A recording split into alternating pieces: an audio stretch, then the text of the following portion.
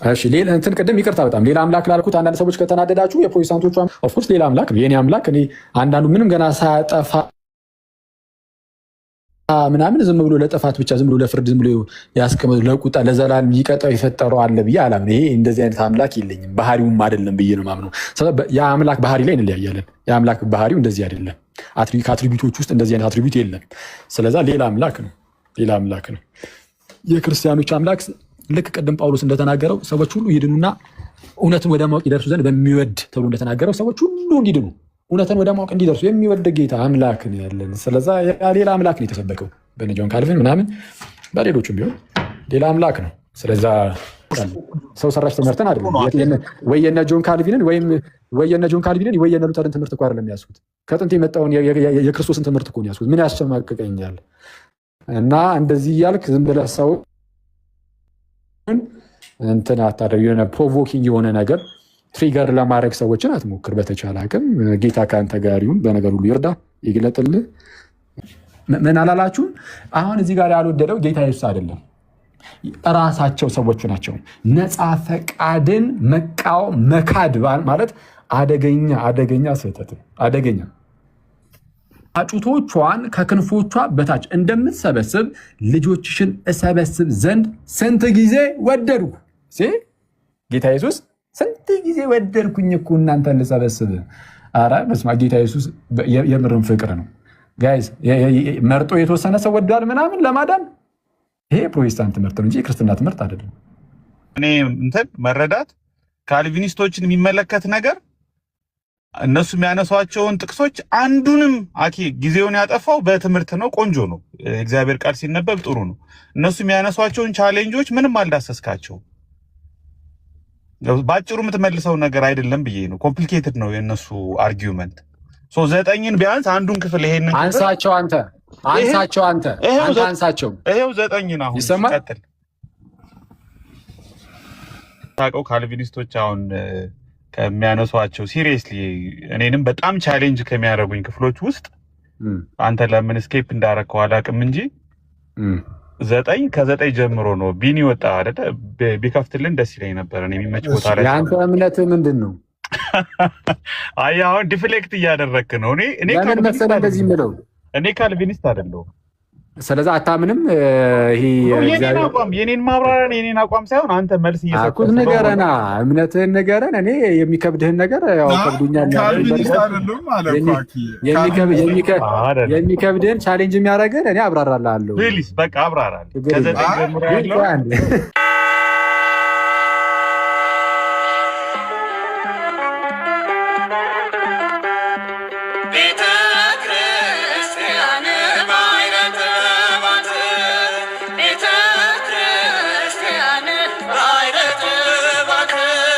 ተመረጠ ነው ያላመነው አንልም ብለው ይናገራሉ። ምክንያቱም እነሱ ይሄ የእግዚአብሔርን ምርጫና ቅድመ ውሳኔውን ሰዎችን ከመተው ጋር ምናምን አናያይዘውም ይላሉ። አሁን ያው ተውት፣ የእነሱ ጋር አንግባ እንጂ ማለት ነው። ድርሻው ምንድነው? ድርሻው ምንድነው ግን? ያው ነው ይሄ ሰው ታዲያ የሰው ድርሻው ምንድነው? አሁን ማለት እንዴ አስቀድሞ ለመዳን ሲፈልግ ምንም ድርሻ የለውም። በቃ እግዚአብሔር ምርጫ ነው እዚህ ጋር የሚወስነው። አስቀድሞ ለመዳንም ድርሻ ከሌለው ከዳነም በኋላ አንዴ ከተመረጠና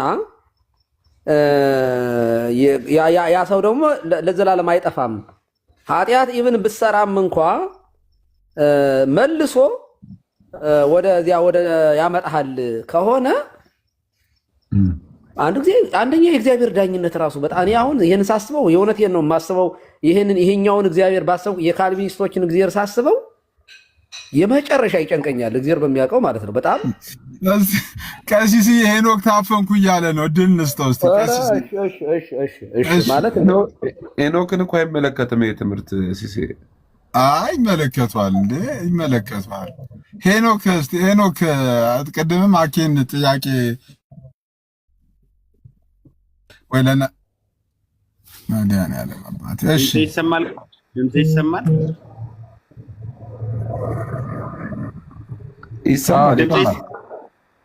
ሰላም ብያችኋለሁ ሁላችሁንም።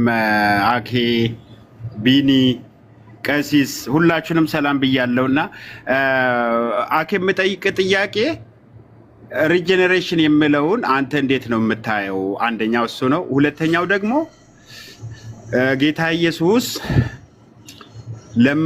ለሚያምኑም ለማያምኑም ለሁሉም ነው የሞተው ብለህ ነው የምታምነው? እንደዛ የምታምን ከሆነማ ጌታ ኢየሱስ እኮ ነፍሴን ስለ በጎቼ አኖራለሁ ብሎ ነው የመጽሐፍ ቅዱስ ውስጥ የተናገረው።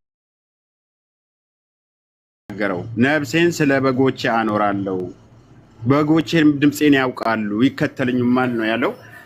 ከዛ አንፃር ለተወሰኑ ሰዎች ነው ኢየሱስ የሞተው ብለህ ነው የምታምነው? ስለ በጎቹ እንደሞተ ራሱ ጌታ ኢየሱስ ተናግሯል። ቲክቶክ ላይ ጠፍቶ ነበር፣ ድጋሚ አታንሱት። ኧረ እባክህ። አይ እኔ ጥያቄ እኮ ነው የምጠይቀው፣ ቃሉን መጽሐፍ ቅዱስ የምለውን ነው እንጂ ሌላ ፓንት ልታስወጡ ነው። ኧረ በቃ ተው። አንዴ ሲሳይ ምን ሆነ ነው አንተ ጥያቄ ልጠይቀው እንጂ ሲሳይ የለውበትም፣ በኋላ የለውበትም። እኔ ልወጣ ነው። ተጠያቂ አይደለም።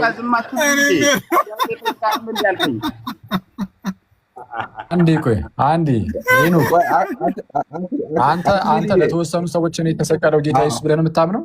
ለበጎች እኔ ቃሉን ነው የጠየቁ። አኬ ነፍሴን ስለ በጎች ችግር የለም። እሱንማ በቀላሉ መልስልሃለሁ። እሱንማ ለቤተ ክርስቲያን ጌታችን ኢየሱስ እንደሞተ እኮ ኤፌሶን ምዕራፍ 5 ላይ ይናገራል። እሱን አይደለም የምልህ፣ የአንተን እምነት እየጠየቅኩ ነው።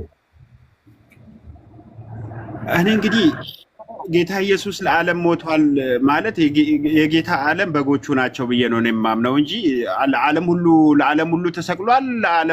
እንግዲህ ሰው ሁሉ ለምንድን ነው የማይድነው? እንደዛ ከሆነ ስላላመነ ነው። ስለዛ ቆይ አንዴ፣ ስለዛ ለእያንዳንዱ ግለሰብ አልሞተም።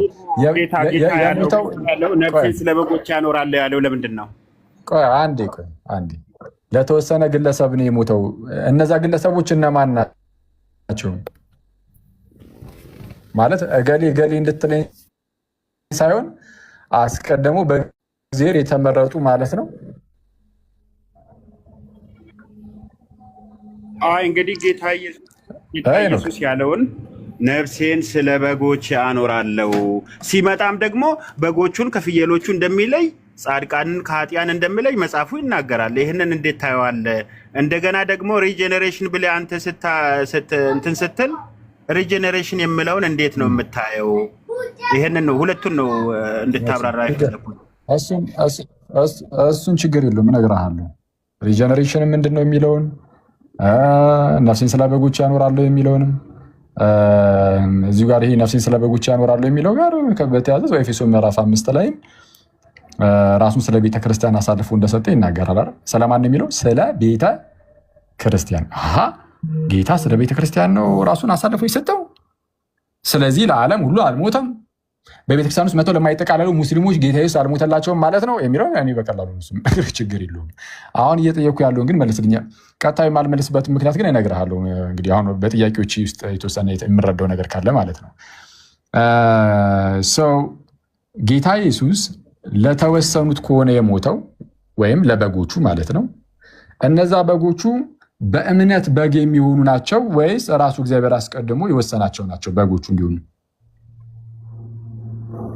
በጎችን አውቃቸዋለሁ ብሏል ጌታ። እኛ አሁን ላይ በእኛ እይታ ሙስሊም የሆነ ሰው ወይ ኤቲስት የሆነ ሰው ወይ ሃይማኖት የሌለው ሰው በሰውኛ አይደለም። ጌታ ግን ከዚህ በረት ያልሆኑ በሌላ በረት ያሉ በጎቼ ብሎ እሱስ የሚያውቃቸው አለ። ስለነሱ ነው ነፍሴን እሰጣለሁ ያለው እንጂ ስለዛ አስቀድሞ ስለወሰናቸው ስለመረጣቸው ማለት ነው አይደለ? እሱ አስቀድሞ ላወቃቸው ኢነሴንስ በመወሰን ደረጃ ስለ በጎቹ ነው በቃ ጌታ ነፍሱን የሰጠው እንጂ ስለማይድኑት አይደለም።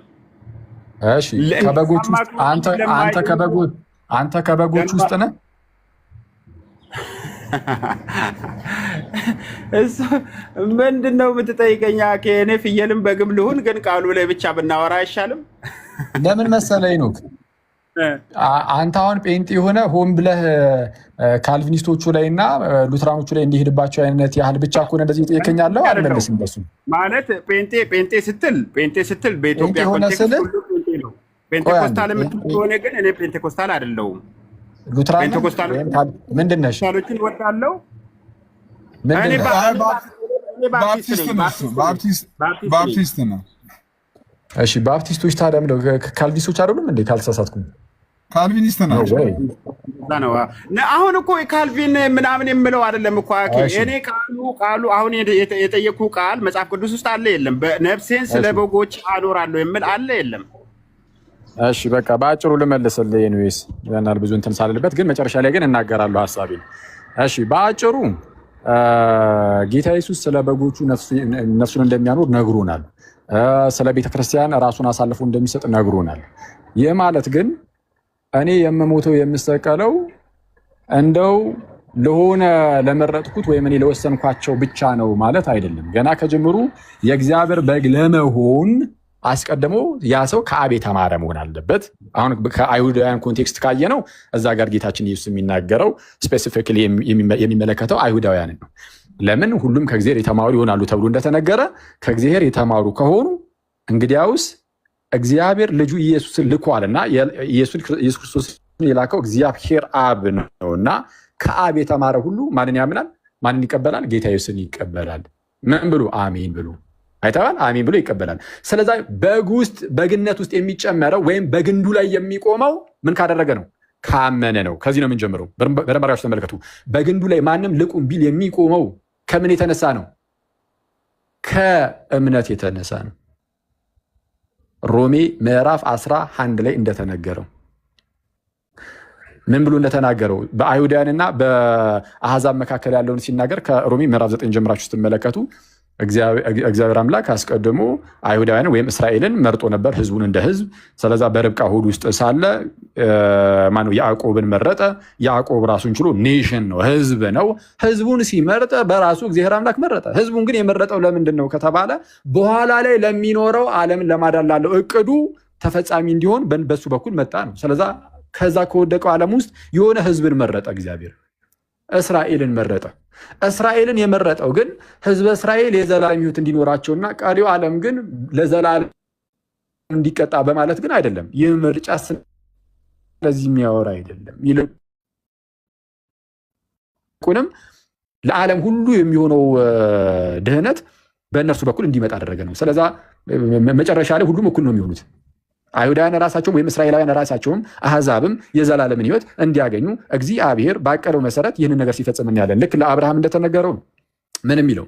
አሕዛብ በዘርህ ይባረካሉ የሚል ታላቅ ተስፋ ለአብርሃም ሰጥቶታልና አብርሃምን ፒክ አድርጎ በዘሩ አሕዛብ እንደሚባረክ ሲናገር እግዚአብሔር አምላክ ዘሩ ተብሎ የተነገረው ገላትያ ምዕራፍ 3 ላይ እንደተነገረው ክርስቶስ ነው። ስለ ብዙዎች እንደሚናገር በዘሮችህ ወይም ዘሮችህ ብሎ አይናገር፣ ይልቁንም ዘር ይላል፣ ዘርህ ይላል፣ ዘርህ ይላል። ስለዛ ወራሹ የአብርሃም ዘር የተባሉ ዘሮች የተባሉ እንዳለ በስጋ የሚመጡት እነሱ ሁሉም አይደሉም፣ ስለ ክርስቶስ ነው የሚናገረው። ስለዛ ጌታ ኢየሱስ ከመጣ በኋላ የአብርሃም ዘር የሚባለው ሰው በምንድን ነው? በስጋ ሳይሆን በእምነት በኩል ነው።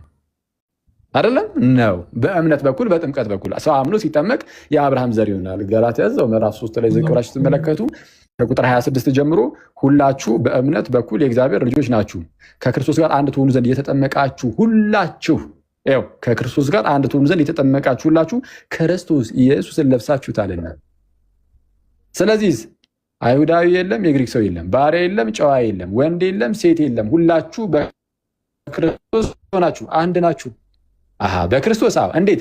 ሰውየው ሲያምን ሲጠመቅ ከጌታ ጋር አንድ የሚሆን ከሆነ ጌታ ኢየሱስን የሚለብሰው ከሆነ ከጌታ ጋር አንድ የሚሆን ከሆነ እያንዳንዱ ተጠማቂ ከክርስቶስ ጋር ከሆነ አንድ የሚሆነው በክርስቶስ በኩል ምንድነው? በዚህ በጥምቀቱ በኩል ስንጠመቅ ከክርስቶስ ጋር አንድ እየሆንን ስለሆነ ሁሉም ሰው ወንድም ሴትም ባሪያም ጨዋም የግሪክ ሰውም ወይም አሕዛብም አይሁዳውያንም ሁሉም አንድ ሰው ይሆኑ በማን?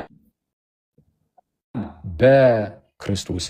ስለዚህ እናንተም የክርስቶስ ከሆናችሁ ከክርስቶስ ጋር አንድ ስትሆን የክርስቶስ ነው የምትሆነው። እናንተም የክርስቶስ ከሆናችሁ ይላል ጳውሎስ፣ እንግዲያውስ የአብርሃም ዘሮች የአብርሃም ዘር ነው የምትሆኑት። ምክንያቱም ክርስቶስ የአብርሃም ዘር ነው። አንተ የክርስቶስ ከሆንክ በዚህ ውስጥ የአብርሃም ዘር ትሆናለህ። እንደ ተስፋውም ቃል ደግሞ ምን ትሆናለህ? ወራሾች ናቸው። እንደ ተስፋውም ቃል ወራሾች ናቸው ብሎ ይናገራል።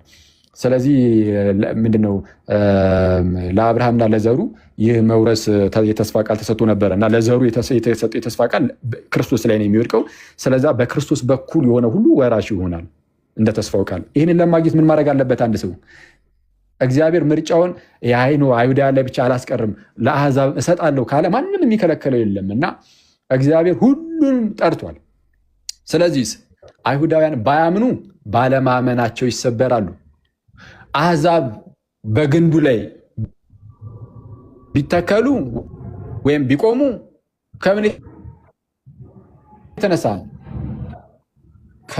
ሮሜ ምዕራፍ 11 ከዛ በኋላ ክርስቶስ ስለ በጎቼ ነፍሴን አኖራለሁ ያለው ለምን እንደሆነ እነግርሃለሁ ማለት ነው። ሮሜ ምዕራፍ 11 አውጣው እስቲ ማን ነው ቢኒ?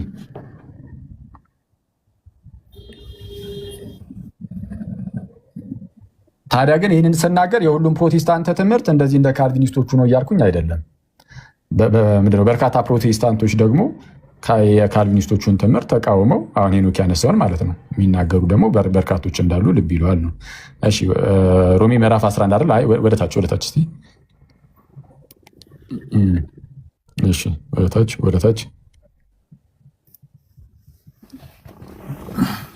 ቆይ አንዴ።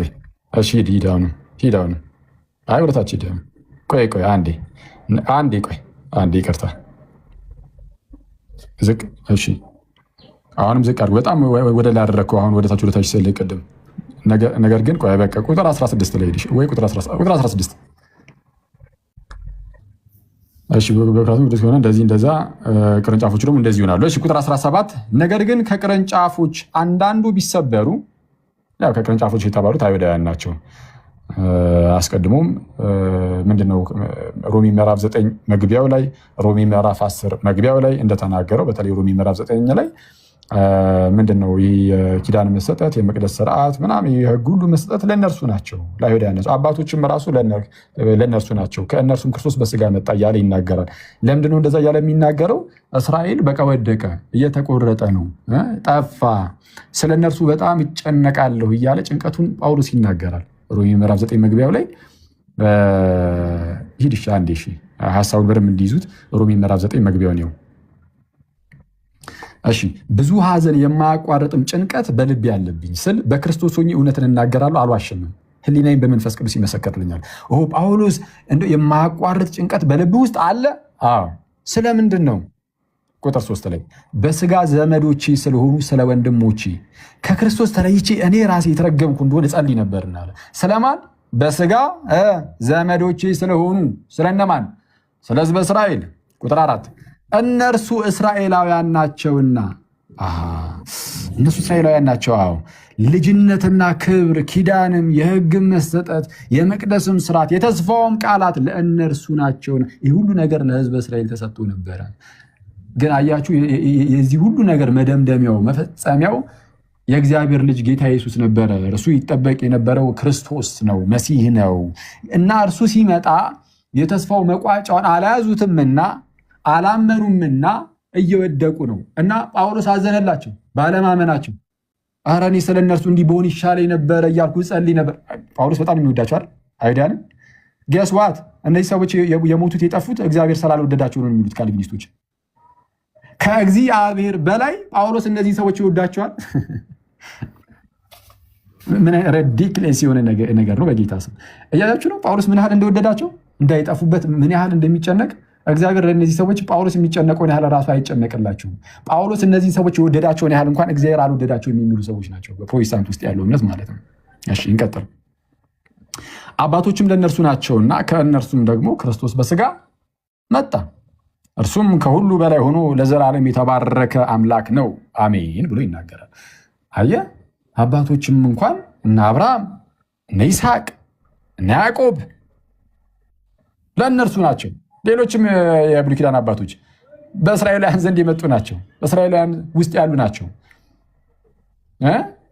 ክርስቶስ ኢየሱስም ደግሞ ከሁሉ በላይ የሆነው ለዘላለም የተባረከ አምላክ የሆነው እርሱም ከእነርሱ ነው የመጣው። ግን ልክ ዮሐንስ ወንጌል ምዕራፍ 1 ቁጥር 11 ላይ እንደተነገረው ወደ ገዛ ወገኖቹ መጣ፣ ታዲያ ግን የገዛ ወገኖቹ አልተቀበሉትም። አልተቀበሉትም። ካልቪኒስት ወንድሞቻችን የሚሉት ያልተቀበሉት እግዚአብሔር አስቀድሞም ሲጀመር ለጥፋት ስለፈጠራቸው ነው፣ ስላልመረጣቸው ነው፣ ፕሬዴስቲንድ ስላደረጋቸው ነው፣ ለዚህ ጉዳይ ስለወሰናቸው ነው። ብለው ነው የሚያስተምሩት ያልተቀበሉት። አይ በስንፍናቸው ነው። በስንፍናቸው አንቀበልም ሲሉት እግዚአብሔር ግን ምን ያደርጋል? በዛ በስንፍና ውስጥ ይተዋቸዋል። በስንፍና ውስጥ ይተዋቸው፣ ያኔ ታላቅ የስንፍና ማዕበል ውስጥ ይወድቃሉ ማለት ነው። እሺ ለተቀበሉትስ?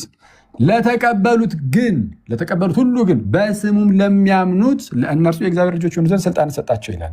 ስለዛ የእግዚአብሔር ልጅ ትሆን ዘንድ ስልጣንን የሚሰጥ ወይም ወደ ጥፋት የምትሄደው በማመንህ ወይም ባለማመን የራስን ፈቃድ ይፈልጋል እግዚአብሔር። ፈቃድን የነሳ አምላክ የለም። ነፃ ፈቃድን ያሳጣ አምላክ የለም። እግዚአብሔር ሰውን ሁሉ ለማዳን በጎ ፈቃዱ ነው። ቆይ እዛ ቀሽ ሄድክ እና ሂድ ከመጣሽ ማርያም ታምጣሽ። የእርሱ ወደ ሆነው መጣ ይላል ቁጥር 11 ላይ የእርሱ ወደ ሆነው መጣ ሚኒንግ ወደ ገዛ ወገኖቹ፣ የገዛ ወገኖቹም አልተቀበሉትም። አይሁዳውያን አንቀበልህም አሉት። ጋይስ ያልተቀበሉት ስላልፈለጋቸው ነው። እንደዛ ነው የሚሉን ግን አይደለም። ፕሮቴስታንቶቹ ስላልፈለጋቸው ነው ይላሉ። ኖ ፈልጓቸዋል፣ ይፈልጋቸዋል ለማዳን እነርሱን ለመሰብሰብ ይፈልጋል። ግን እነርሱ አልፈለጉም ነው። አየህ የሰው ፍላጎት እንደሚያስፈልግ ለመዳን። ሂድ እስቲ ማቴዎስ ወንጌል ምዕራፍ 23 ላይ ገለጥላቸው።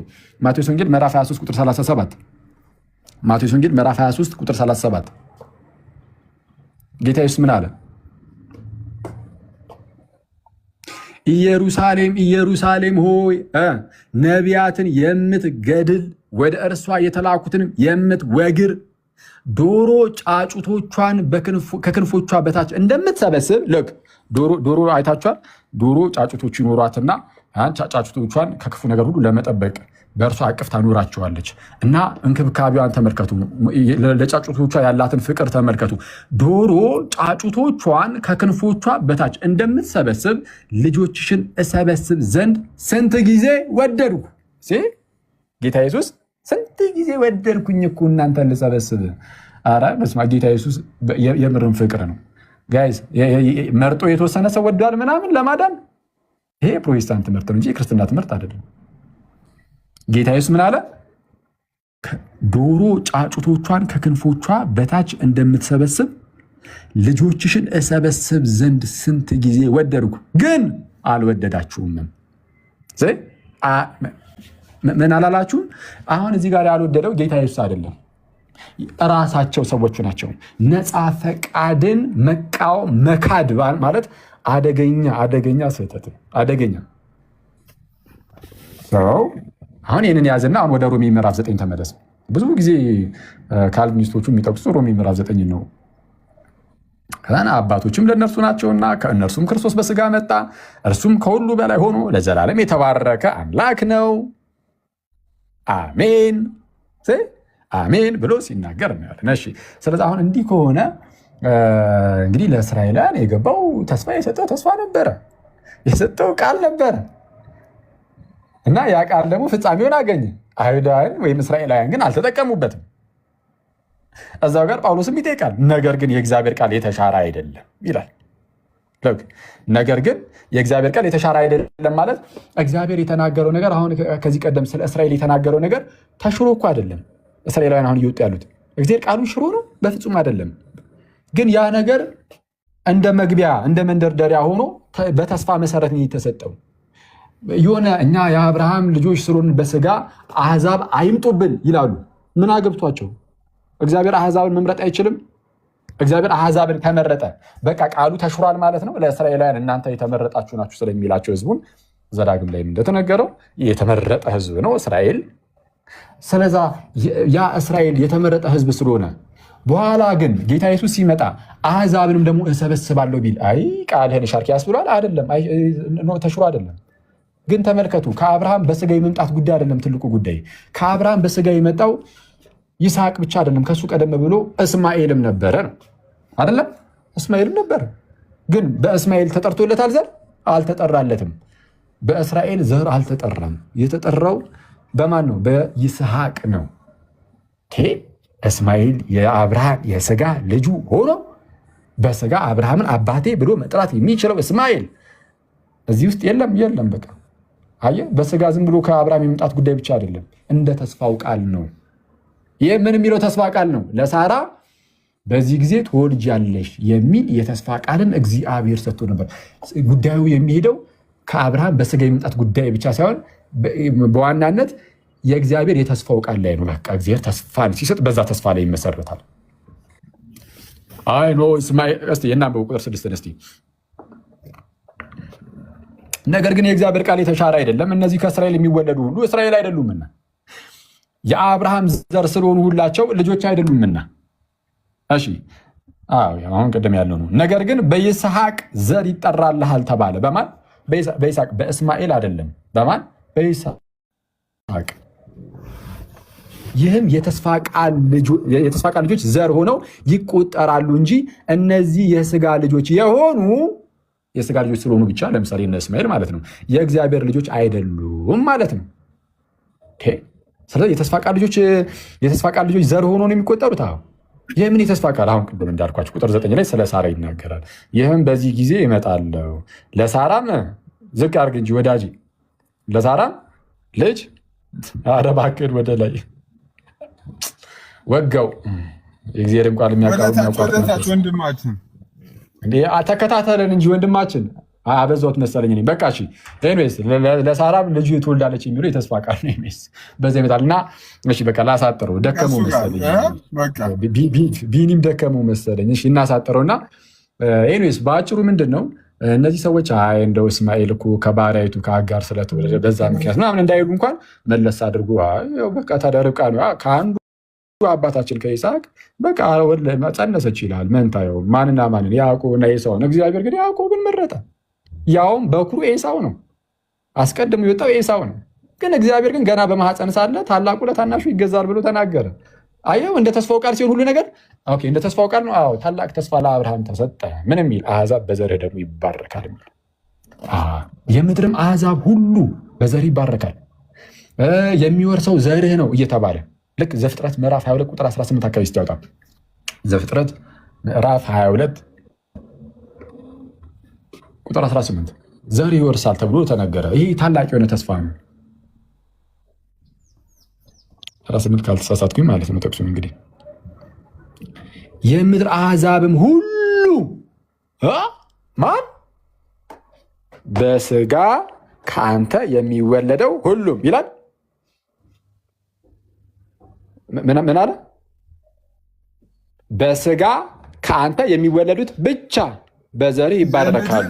አሕዛብ ሁሉ በዘር ይባረካሉ። ኦኬ፣ እሺ።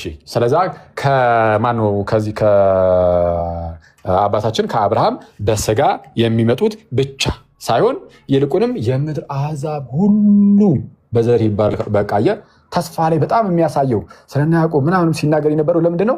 ይሄው ታላቅ የሆነ ተስፋ በእስራኤላውያን ዘንድ ታላቁ አባት ተብሎ ለሚጠራው ለአብርሃም ተሰጠ፣ ተነገረ። ይህም የተስፋው ቃል የምድር አሕዛብ ሁሉ በዘሩ እንደሚባረኩ ነው። ይህ ዘሩ ደግሞ ማን ነው? በዘሮች አይልም፣ በዘርህ ይላል ጳውሎስ ሲያብራራው ገላትያ 3:16 ላይ ያወጣላቸው። ገላትያ ምዕራፍ 3 ቁጥር 16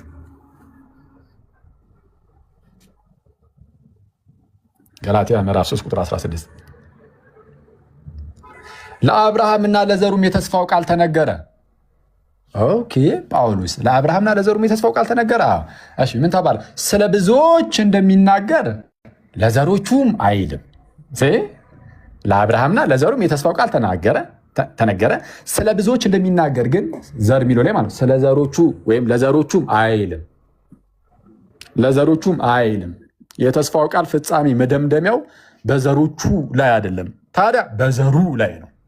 ስለ አንድ እንደሚናገር ግን ለዘርህም እርሱም ማን? ተመልከቱ ማን እንደሆነ ከታች ጻፉት። ስለ ብዙዎች እነሱ ይጽፉታል። ምን አንተ ፊት ለፊት ላይ የሚነበብ ስታይ ሚዩትን እያነሳ ታወራለህ። ቀላሉ ነገር ትሳተፋለህ። እንኳን ነገር አታጋባው።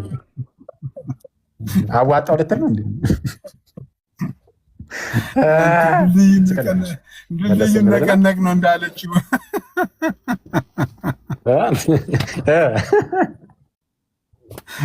ክርስቶስ። ስለዛ ለአብርሃምና ለዘሩም የተስፋው ቃል ተነገረ። ጥሩ። ስለ ብዙዎች እንደሚናገር ግን ለዘሮቹ አይልም። ስለዛ ይህ መደምደሚያው ፍጻሜው በዘሮቹ ላይ አይደለም።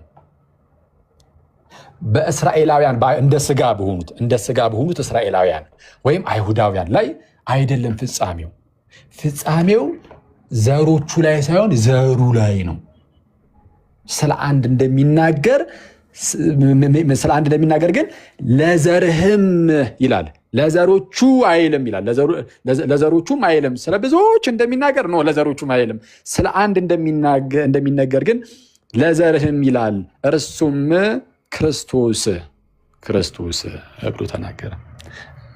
ይሄ ዝም በቃ እንደ ትምህርት እንዲሆን ነው። ወይዚ አሁን እንትን እያወራኋችሁ ያለሁት ሰፋ አድርጌው በዛው ሚኒሽ ትምህርት ይዘን እንድንወጣ ማለት ነው። እሺ ስለዛ ስለ ዘርህም እንደሚናገር ለክርስቶስ። ስለዛ አሁን ስለ አንድ ተናገረ፣ እርሱም ክርስቶስ ነው። በተስፋ መልክ ስለሆነ የመጣው እንደ ተስፋው ቃል ነው ሁሉም ነገር የሚሆነው። ስለዛ አሁን ክርስቶስ መጥቷል አይደል? ፍጻሜው። ስለዛ አሁን የአብርሃም ዘር መሆን አለብህ ለመውረስ፣ እንደ ተስፋው ቃል መሰረት የአብርሃም ዘር መሆን አለብህ ለመውረስ። በነገራችን ላይ ግን የአብርሃም ዘር የምትሆነው እንዴት ነው? የአብርሃም ዘር የምትሆነው በክርስቶስ በኩል በእምነት ነው። በእምነት በጥምቀት። እዚህ ጋር ዝቅ አድርጎ እዛው ገላትያ 3 ላይ ዝቅ አድርጎ ቁጥር 26 ላይ ነው። በእምነት በጥምቀት። እሺ በእምነት በኩል ሁላችሁ በክርስቶስ ኢየሱስ የእግዚአብሔር ልጆች ናቸው። ልክ በእምነት በኩል ያለ እምነት ሳይሆን አሁን እዚህ ጋር የሚጠበቀው ምንድነው ከሰዎች ከተባለ እንዲያምኑ በቃ ከሰዎች ይጠበቃል። ስለዚህ በእምነት በኩል በክርስቶስ ኢየሱስ የእግዚአብሔር ልጆች ናችሁና ከክርስቶስ ጋር አንድ ትሆኑ ዘንድ የተጠመቃችሁ ሁሉ ክርስቶስን ለብሳችኋልና።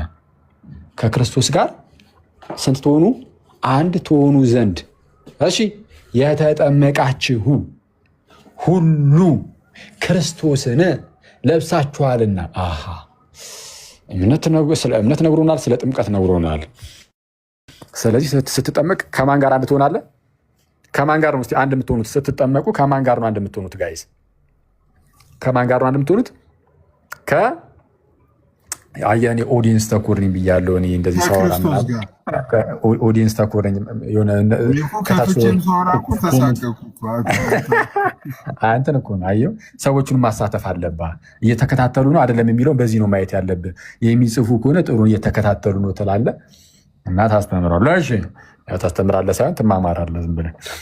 በጣም ጥሩ ትላለህ። እሺ ከክርስቶስ ጋር አንድ ትሆናላችሁ ስትጠመቁ። ከላይ የተስፋው ቃል የተነገረው ስለ ዘሮቹ ሳይሆን ስለ ዘር ነው። ስለ ዘር ብሎ ስለ አንድ እንደሚናገር ስለ ዘር ይላል። እርሱም ክርስቶስ ነው ብሎን ስለነበረ የተስፋው ቃል ያረፈበት ክርስቶስ ስለሆነ ከዚህ የተስፋው ቃል ማረፊያ ከሆነው የአብርሃም ዘር ከሆነው የሕያው እግዚአብሔር ልጅ ከሆነው ከጌታ ከኢየሱስ ክርስቶስ ጋር በጥምቀት ውስጥ አንድ ስትሆኑ የክርስቶስ ትሆናላችሁ። እሺ ማን ይህንን የሚያገኘው? አይሁዳውያን ብቻ በስጋ የመጡት ነው አይደለም። የተስፋው ቃል ምንም ተመልሻለሁ ብዬ አስባለሁ። ማውራት ጥያቄ ካለ አንድ ቁጥር ጻፍልኝ። ሮሜን 9 ጨርስልኝ እያለ ነው። አዎ ሰላም ብያለሁ። እንዴት ናችሁ? ይቅርታ የሚመች ቦታ ላይ አይደለሁም ግን እሰማለሁ። ኦኬ ዋናውን ፓርት ስለዘለልከው ነው። አልዘለልኩትም። ተመለስና እምነትን ከነገርከኝ እጨርስልሃለሁ። አንድ ሚዩት አድርገው ፕሊዝ። ቆይ ልጨርሳ። አንተ አሁን አየህ ብቻህን ነው ማውራት የምትፈልገው ማለት ነው አይደለም? እኔ አሁን ትምህርት እየተማማርን ነው። ኧረ እባክህ ትጠይቀኛለህ። ቁጭ በልና እና ቁጭ በል። ይኸው እኔ እኮ አሁን ይኸውልህ ጥያቄ እየተከራከርኩ አይደለም። አልወርድም። ለምን ትንሽ እንዳወራ እራሱ እድል አልሰጠኸኝም? ያልገባኝ ነገር ትምህርት እየተማርን ሲሳይ ፈቅዶልኝ ነው። ልረብሽህ አይደለም። ማውራት እችላለሁ። አንድ ቁጥርን ጻፍ። ማውራት እችላለሁ። አንድ ቁጥርን ጻፍ ተባልክ። አትውረድ። ሚዩት አድርግ። ሲጨርስ ታወራለህ። ቢያንስ እንማር። ይሄ እኮ ለሁሉም የሚጠቅም እኮ ነው። ለፕሮቴስታንቱም የሚሆን እኮ ነው። አሁን ይኸውልህ ስለ እኔ እምነት ምናምን ሳይሆን አሁን ይኸውልህ ሲሳይ ካልፈቀደልኝ ማቆም እችላለሁ። ሚዩትም ልታደርግ ይችላል። ሞዴሬተር ስላለህ አንተ ልታወርደኝም ትችላለህ። እሱ አይደለም ፖይንቱ። ግን የእኔ ሀሳብ አንተ ምዕራፍ 9ን ዋናው የካልቪኒስቶችም ይሁን ዲቫይን ሶቨርኒቲ እና ሂውማን ሪስፖንሲቢሊቲን ዲፌንድ የምናደርግበትን ፓርት በእኔ እምነት ሆን ብለህ ነው ቁጥር 8 ላይ ዘለህ ሄድከው። ምዕራፍ 9 ጨርሰው ካልዘለልከው ጨርሰው ምዕራፍ 9 በቃ መልዕክትን አስተላልፌያለሁ። ወደ ቁጥር 9 ትመለሳለህ። ሚዩት አድርጎልሃል። ቀጥል። በጌታ በኢየሱስ እንመለሳለን። ሮሜ ምዕራፍ 9ን እንዳብራራለህ ግን መተህ ስትጠይቅ እምነትን ትነግረኛለህ። እምነትን የመናገር ሞራሉ ከሌለ አልመልስልህም። ከታላቅ ይቅርታ ጋር እኔ ጌታ በሚያውቀው ሮሜ ምዕራፍ 9ንም እሱ ሙሉ ሊሄድበት ነበረ ማለት እንደ አጋጣሚ ሆኖ ሮሜ ምዕራፍ 9 ላይ ሙሉ ማብራሪያ ጽፌያለሁ። እንደ አጋጣሚ ሆኖ ማለት ነው። ያው ጌታ ኢየሱስ በሚያውቀው ያው ለዛ ለምናውቀው ጉዳይ ማለት ነው። ሮሜ ምዕራፍ 9 ሙሉን ቨርስ ባይ ቨርስ ማብራሪያ አስቀምጫለሁ ለካልቪኒስቶች መልስ እንዲሆን አድርጌ ማለት ነው። እና አንተ ግን እምነትን የመናገር ሞራል ካለህ ብቻ ነው የሚመልስልህ። ተናገር ነው ያልኩህ፣ ሌላ ነገር አይደለም። በምን ሌላ ነገር ትገባለህ? እሱን ጨምረህ አብራራልን። ብዙ አንዴ ሚዩት አድርገውና አንዴ ሊቀጥል። ስለዚህ አሁን እንዳያችሁት እስካሁን ድረስ እንዳየ ነው። ስለዚህ አሁን የእግዚአብሔር ምርጫ ለአይሁዳውያን ብቻ የሚሆን አይደለም። አይሁዳውያን ማጉረምረም አይችሉም እያልኳችሁ ነው። ለምን? የተስፋው ቃል የተነገረው ለአንተና ለዘርህም ተብሎ የተነገረው ብያቸዋለሁ። ስለ ብዙዎች እንደሚናገር ለዘሮች አይልም፣ ይልቁንም ስለ አንድ እንደሚናገር ለዘርህ ይላል ተብሎ ተነግሯልና እርሱም ክርስቶስ ነው ተብሎ ተነግሮናልና ከዚህ ከክርስቶስ ጋር አንድ በመሆን ደግሞ ነው እያለን ያለው። ቁጥር 27 ላይ እንዳትረሱ፣ በጥምቀት ነው ከጌታ ጋር አንድ የምትሆኑ። ጥምቀት ከጌታ ጋር አንድ የምንሆንበት ወይም የምንድንበት እንደሆነ የማያምን ሰው የዚህ ነገር ተሳታፊ መሆን አይችልም። ይህን አስረግጬ ተናገር ይልለፍ አስፈላጊ ከሆነ ማለት ነው። ምክንያቱም ጳውሎስ እየነገረን ያለው ልክ የማያምን ሰው ለዚህ ነገር ከዚህ ጉዳይ ጋር ተሳትፎ ሊኖረው እንደማይችል ሁሉ የተስፋው ቃል ለእርሱ ሊቆጠርለት እንደማይችል ሁሉ የማይጠመቅ ሰው ወይም ደግሞ የማይጠመቅ ብቻ አይደለም፣ ኢቭን ጥምቀት ለድህነት አይደለም ብሎ የሚክድ ራሱ በጥምቀት ውስጥ የሚገኘው መዳን ሊያገኝ አይችልም። ለምን? ገና ከጅምሩ በጥምቀት ውስጥ ድህነት የለም ብሎ ክዷልና። እየካደ ደግሞ እግዚአብሔር አይሰጠውም።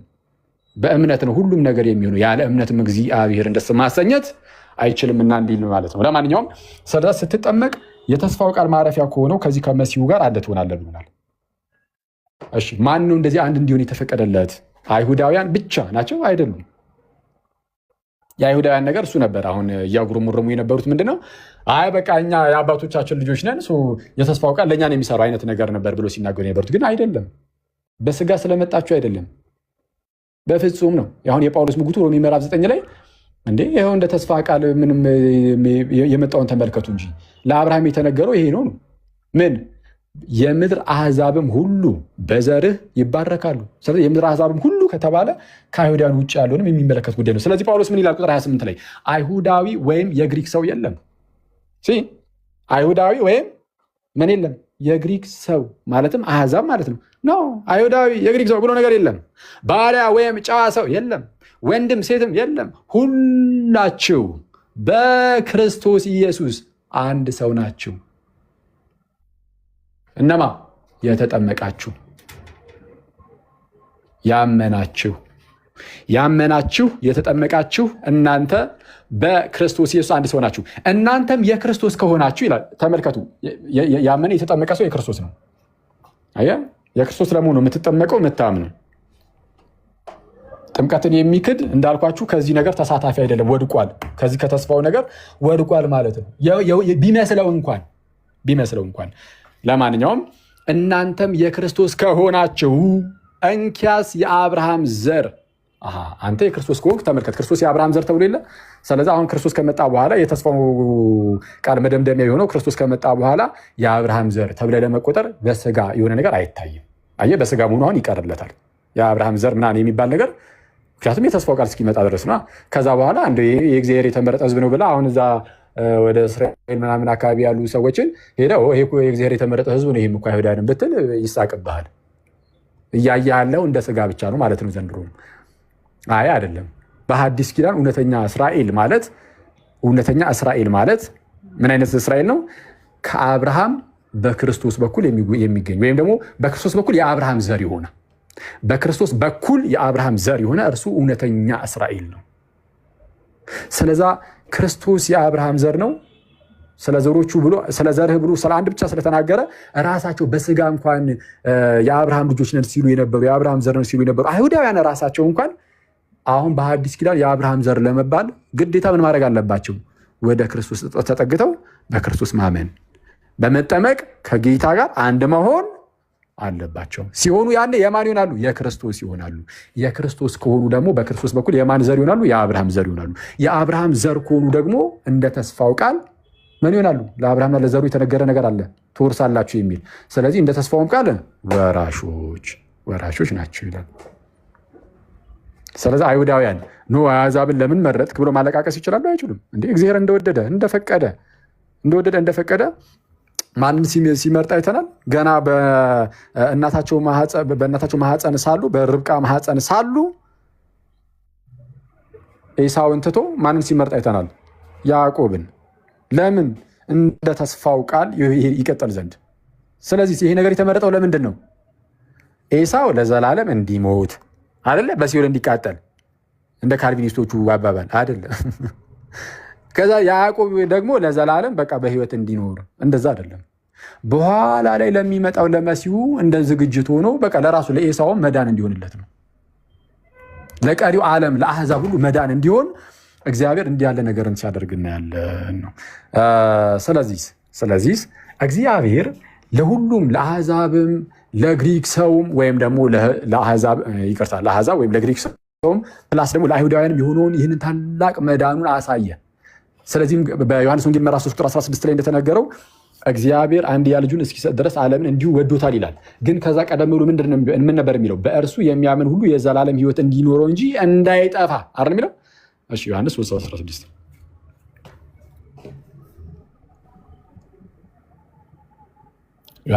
በእርሱ የሚያምን ሁሉ የዘላለም ሕይወት እንዲኖረው እንጂ እንዳይጠፋ እግዚአብሔር አንድያ ልጁን እስኪሰጥ ድረስ ዓለምን እንዲሁ ወዶታል። የወደደው ማንን ነው ከተባለ ዓለምን ማለት እያንዳንዱን ግለሰብ ለማዳን እግዚአብሔር ይወዳል። የወደደው ለማዳን ሳይሆን እንዲሁ ዝም ብሎ ተመችቶት ነው አትለኝም መቼ አይደል? ምክንያቱም ልጁ ኢየሱስን ነው ሰጠ እያለ ያለው። ልጁን ደግሞ የላከው ለድህነት ፐርፐዝ ነው፣ ለድህነት ጉዳይ ነው። ስለዚህም እግዚአብሔር እያንዳንዱን ወዷል። ተመልከት፣ መውደዱ ላይ የእግዚአብሔር መውደድ ላይ ሲናገር በእርሱ የሚያምኑትን ወዷል አይደለም ያለው በእርሱ የሚያምኑትን ወዷል ሳይሆን ዓለሙን እንዲሁ የሚያምኑትን ስለሚያምኑ ሳይሆን ዓለሙን እንዲሁ ወደደ። ስለዚህ ልጁ ኢየሱስን ላከ። ግን ምንም እንኳን እግዚአብሔር ዓለምን ሁሉ ለማዳን እንዲወዱ ልጁ ኢየሱስን ቢልክም የሚድኑት ግን እነማን ናቸው ከተባለ የሚያምኑ ናቸው። ካላመንክ አትድንም። አዎ በክርስቶስ በኩል የተሰራው የማዳን ስራ ለዓለም ሁሉ ነው። ከኛ ምንም ነገር ሳይታይ በቃ እግዚአብሔር እንዲሁ ወደደን። ስለዚህ አሁን በእግዚአብሔር ሳይድ ያለው ነገር ይሄ ነው። ዓለምን ሁሉ ለማዳን በክርስቶስ ሳይድ ዓለምን ሁሉ ለማዳን እንዲሁ ክርስቶስ ኢየሱስ ለየትኛውም ሰው ለሙስሊሙም፣ ለአይሁድ እንግዲህ አሁን ሙስሊም አሁን የመጣ አክቹዋሊ ግን ያው አሁን ካለው ሁኔታ አንጻር ነው ካለ ለየትኛውም ማለት ነው። ወይ በጥንቱ አነጋገር ደግሞ ለአሕዛብም፣ ለሕዝብም፣ ለግሪክ ሰውም፣ ለአይሁዳዊውም፣ ለወንዱም፣ ለሴቱም፣ ለባሪያውም፣ ለጨዋውም ለእያንዳንዱ ግለሰብ ክርስቶስ ሞቷል ወይም ደግሞ ክርስቶስ የማዳን ስራን ሰርቷል። ግን በክርስቶስ በኩል እንዲህ ያለ ነገር ቢፈጸምም የሚድኑት እነማን ናቸው ከተባለ የሚያምኑት ናቸው። ይሄ ምን ይባላል? ለምሳሌ ልክ እንዴት መሰላችሁ? አሁን ጨረስ እስካሁን ድረስ ያየነውን ለትምህርትም እንዲሆነን ነው። ልክ እንዴት መሰለ? ለምሳሌ የታመሙ 10 ሰዎች በአንድ ቤት ውስጥ ይኖሩ ነበር እንበል። 10 ሰዎች ታመዋል፣ በአንድ ክፍል ውስጥ አሉ እና አንድ መድኃኒተኛ መድኃኒት ላከላቸው እና መድኃኒቱን ይዞ መጣ ወይም መድኃኒትን ላከላቸው እና የተላከላቸው መድኃኒት ለሁሉም ነው። ለሁሉም መድኃኒቱን ላከ። ግን ከነዛ ከ10 ውስጥ 4ቱ አሜን ብለው ተቀበሉ መድኃኒቱንና ወሰዱ፣ ዳኑ። አሜን ብለው ተቀብለው ወሰዱ፣ ዳኑ። እና እነዚህ ሰዎች ጤነኛ ሆኑ። እነዛ ግን በሞት ውስጥ ቀጠሉ። 6ቱ ወይም ደግሞ በበሽታ ውስጥ ቀጠሉ። ይቅርታ፣ እነዛ 6ቱ በበሽታ ውስጥ ቀጠሉ። በበሽታ ውስጥ የቀጠሉት መድኃኒቱ ስላልተላከላቸው አይደለም፣ እነሱ ስላልፈቀዱ ነው። እነዚህም ደግሞ የዳኑት መድኃኒቱ አስቀድሞ ስለመጣላቸው ነው። መድኃኒቱ ባይመጣላቸው ኖሮ አሜን ብሎ ለመቀበልም ስለማይቻል ምን ሄደህ ትቀበላለህ? ስለዚህ የሚጀምረው ሁሌም ከባለ መድኃኒቱ ነው። መድኃኒት ስለተላከላቸው አሜን ብለው ስለተቀበሉ ዳኑ። ስለዚህ ለምሳሌ እንደዚህ ተብሎ ቢነገር ለነዚህ ለሚድኑት ሁሉ እልክላቸዋለሁ ተብሎ ቢነገርም ለምሳሌ ከምን አንጻር ማየት እንችላለን? ያ የሚያድነው አሜን ብሎ የተቀበሉትን ነው። ስለዛ አሁን ቅድም አንተ እንዳልከው እንደው ለበጎች ነፍሴን አኖራለሁ የሚለው ለቤተ ክርስቲያን ራሱን አሳልፎ ሰጠ የሚለው ከምን አንጻር ነው? ምንም እንኳን ዓለምን ሁሉ ወዶ ለዓለም ሁሉ መድኃኒት ቢሆንም ግን አምነው የሚቀበሉ ስለሆኑ የሚድኑት ከዛ አንጻር ለእነርሱ ሞትኩኝ ተብሎ ሊነገር ይችላል።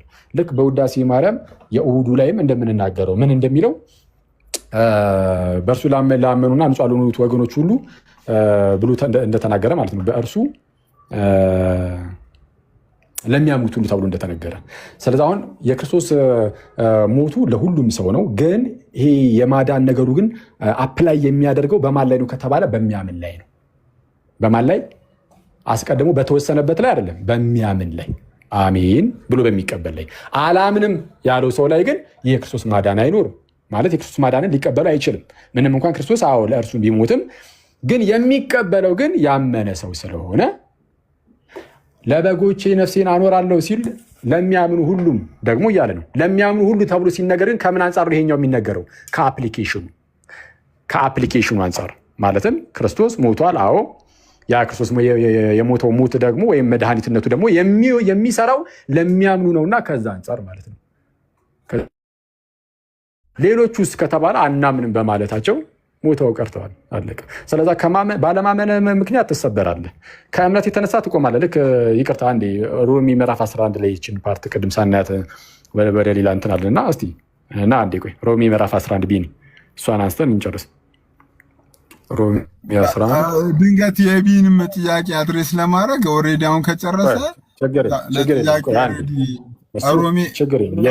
የቢኒ ይምጣና እምነቱን ሲናገር እንመልስለታለን። አየህ እየተደበቁ እምነትን እየሸሸጉ ለብቻው ሄዶ እንትን ይላል አይደል? ላይቭ ይከፍታል። እርግጠኛ አሁንም እኮ ሄዶ ይከፍታል። ከፈለገ ሄዶ ለብቻው ላይቭ እንደሚከፍተው እዚሁ መጥቶ ያወራንኛል። አየህ ለብቻ ከፍቶ ማውራ። እዚህ ጋር ይኸው ስንገናኝ አንተ ኤቢ ለአንተም ወንድም ነው፣ አንተም ለኤቢ ወንድሙ ነህ አይደል? ስለዛ በአንተው ቤት ነው ያለ ነው። ብቻህን ሄደህ ከፍተህ ታወራለህ። እንደዚህ እኮ ነው ምናምን ብለህ ትሳለቃለህ አይደል? እና ይኸው እዚህ እምነትህን ተናግረህ እዚሁ እንወያያለን፣ እናወራለን፣ እናግባ። እሺ ነገር ግን ከቅርንጫፎች አንዳንዱ ቢሰበሩ አለ። አየህ ከቅርንጫፎቹ ከጥንትም ያው በስጋ ሲመጡ የነበረው የተመረጠው ሕዝብ የተባለው እስራኤል አይሁዳውያን ማለት ነው። ከቅርንጫፎች አንዳንዱ ቢሰበሩ፣ ቅርንጫፎች የተባሉት እነሱ ናቸው፣ አይሁዳውያን ናቸው። አንተም ደግሞ የበረሃ ወይራ የሆንህ አስቀድሞ ቅርንጫፍ ያልነበርክ እያሉ ነው። ማንን? አሕዛብን። አሕዛብ አስቀድሞ ቅርንጫፎች አልነበሩም። ቅርንጫፎቹ አይሁዳውያን ናቸው በተፈጥሯቸው ማለት ነው። በስጋ ከመምጣታቸው አንጻር የተስፋው ድምዳሜ ክርስቶስ እስኪመጣ ድረስ እነርሱ ቅርንጫፎች ናቸው። አሕዛብ ደግሞ ከእግዚአብሔር መንግስት የራቁ ነበሩ፣ ከዚህ ከተመረጠው ሕዝብ የራቁ ነበሩ። ስለዚህ ነገር ግን ከቅርንጫፎች አንዳንዱ ቢሰበሩ፣ አየህ ከአይሁዳውያን አንዳንዶች ተሰብረዋል። ስለዚህ ቢሰበሩ አንተም ደግሞ የበረሃ ወይራ የሆንክ አሕዛብ ማለት ነው የሆንክ በመካከላቸው ገብተህ ከእነርሱ ጋር የወይራ ዘይት ከሚወጣው ስር ተካፋይ ከሆንክ በቅርንጫፎች ላይ አትመካ። እነሱ እንዲህ ስለሆኑ ስላልሆኑ ምናምን ወደሚለው ውስጥ አትግባ ነው። ብትመካባቸው ግን ስሩ አንተን ይሸከምሃል እንጂ ስሩን አትሸከምም። ስሩን የምትሸከም አንተ አይደለህም። እንግዲህ እኔ እንድገባ ቅርንጫፎች ተሰበሩት ይሆናል። እሺ መልካም። እነርሱ እኔ እንድገባ ነው አሕዛብ ማለት ነው። እኔ እንድገባ ነው እኮ እነሱን ያስወጣቸው። ይሄ በቃ ጊዜው የኛ ነው አይነት ነገር ባለ ጊዜ ነን እንዳይሉ ማለት ነው። በእውነት ሰሞኑ ተያይዘን ካልገባን ብላ አይ ነው ወይ አሕዛብን ነው። ስለ አሕዛብ ነው ያወራሁት። ሰው ይፍታል።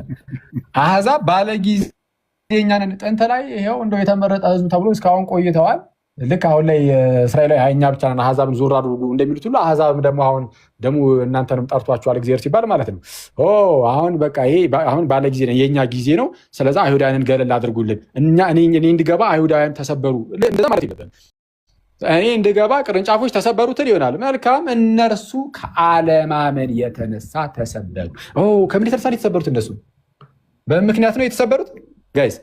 መልካም። እነርሱ እግዚአብሔር ስላልወደዳቸው ስላልፈለጋቸው ተሰበሩ። ስለጠላቸው ኤሳውን ጠላው የሚለውን ቃል ቅድም እንዳልኳችሁ ከተስፋ ቃል አንጻር የተነገረ ነው። ግን እነርሱ ለዚህ ለኖርማል ለዘላለማዊ ሕይወት አድርገው ስለሚተረጉሙት እነዚህ ሰዎች የተሰበሩት እግዚአብሔር ስለጠላቸው ነው። ኖ በፍጹም ካለማመን የተነሳ ባለማመናቸው እነርሱ ከአለማመን የተነሳ ተሰበሩ። አንተም ኦኬ አሕዛቡ አንተ ከምን የተነሳ ነው የቆምከው ይለዋል። አንተ አይ በቃ እግዚአብሔር ዝም ብሎ ምንም ነገር ዝም ብሎ ስለፈለገ ብቻ እንደዚሁ ኖ ከምን ከእምነት የተነሳ ቆመሃል። ፍራ እንጂ የትዕቢትን ነገር አታስብ። ኖ እኔ እንድገባ ነው የተሰበሩት ምናምን አትበል። ፍራ፣ የትዕቢትን ነገር አትናገር። አንተ ራስህ የቆምከው በቃ ከእምነት የተነሳ ነው፣ ስላመንክ ነው። እነርሱም ደግሞ የተሰበሩት ካለማመናቸው የተነሳ ነው። በማመንና ባለማመን ጉዳይ ላይ የተመሰረተ ነው ይህ ጉዳይ። ስለዚህ አንተ ራስህን ብትሆን ነው የሚለው ጳውሎስ። አንተ ራስህን ብትሆን ነው አይሁዳውያን ተዋቸው። አንተ ራስህ ብትሆን ከዚህ ከእምነት ጸንተህ ብትወድቅ በማመንህ ባትቀጥል ነው ትቆረጣለህ። እንደዛ የሚለው እግዚአብሔር ይላል። ቁጥር 21 ተመልክቱት። እግዚአብሔር እንደተፈጠሩት ለነበሩት ቅርንጫፎች የራራላቸው ካልሆነ እግዚአብሔር እንደማን እንደተፈጠሩት ለነበሩት ቅርንጫፎች ለአይሁዳውያን ማለት ነው። ባለማመናቸው ምክንያት ሰብሯቸው የለ የራራላቸው ካልሆነ ለአንተ ደግሞ አይራራልህምና ከእምነት የተነሳ ለቆመውም በማመኑ ምክንያት ከገባ በኋላ ላይራራለት ይችላል። አዎ ይችላል። ስለዚህ ሊቆርጠው ይችላል። ምን ይላል? ቀጠል አድርጎ ቁጥር 22 ላይ እንግዲህ የእግዚአብሔርን ቸርነትና ጭከና ተመልከት። ኦኬ የእግዚአብሔር ቸርነትም አለ ጭከናም አለ። ቸርነቱና ጭከናው መቼ የሚመጣ ነው? ከማመናቸው በፊት ነው ማለት አንድ ሰው ሳያመን ሳይፈልግ ምናምን በፊት ዝም ብሎ ቸር ሆኖ እግዚአብሔር አንተ በቃ ምንም ባታምንም ባትፈልግም ባትፈቅድም በቃ እኔ ስለፈለግኩኝ ብቻ ትድናለህ። አንደኛውን ደግሞ ገና ምንም አላምንም ሳይል ምን ሳይል ሳይወድቅ ሳይሰበር ምንም በሌለበት ሁኔታ አንተ ምንም አልፈለግኩም አንተ ተሰበር አንተ አታስፈልግም ብሎ ይጨክር። እንደዛ ነው? ኖ በፍጹም አይደለም። ምንድን ነው የሚለው? እንግዲህ የእግዚአብሔርን ቸርነትና ጭከና ተመልከት ካለ በኋላ ጭከናው በማን ላይ ነው? በጭከናው በማን ላይ ነው ጭከናው? ጭከናውን ተመልከቱ። ጭከናው በወደቁት ላይ ጭከናው ትክክል። ጭከናው በወደቁት ላይ በተሰበሩት ላይ የተሰበሩት ደግሞ ለምንድን ነው ብሏል? ከላይ ከፍ ብለህ ባለማመን። ካለማመናቸው የተነሳ ተሰበሩ። እነርሱ ካለማመናቸው የተነሳ ተሰበሩ። ስለዚ ጭከናው ባለማመናቸው ምክንያት በሚሰበሩ ሰዎች ላይ ነው እንጂ እንዲሰበሩ አስቀድሞ ይጨክንባቸዋል የሚል የለም። ጭከናው በወደቁት ላይ ነው። ቸርነቱስ? በቸርነቱ ግን ጸንተህ ብትኖር። በማን ላይ ነው የሚመሰረተው? በሰውየው ፈቃድ ላይ ይመሰረታል። በቸርነቱ ግን ጸንተህ ብትኖር። አንተ ከኖርክ ነው። እግዚአብሔር ምናምን ስለመረጠ ብቻ ምናምን ነው። በቸርነቱ ግን ጸንተህ ብትኖር የእግዚአብሔር ቸርነት በአንተ ላይ ነው። ያለዚያ ደግሞ ትቆረጣለህ። ያለዚያ አንተ ደግሞ ትቆረጣለህ። ይህ የክርስትና ትምህርት ይባላል።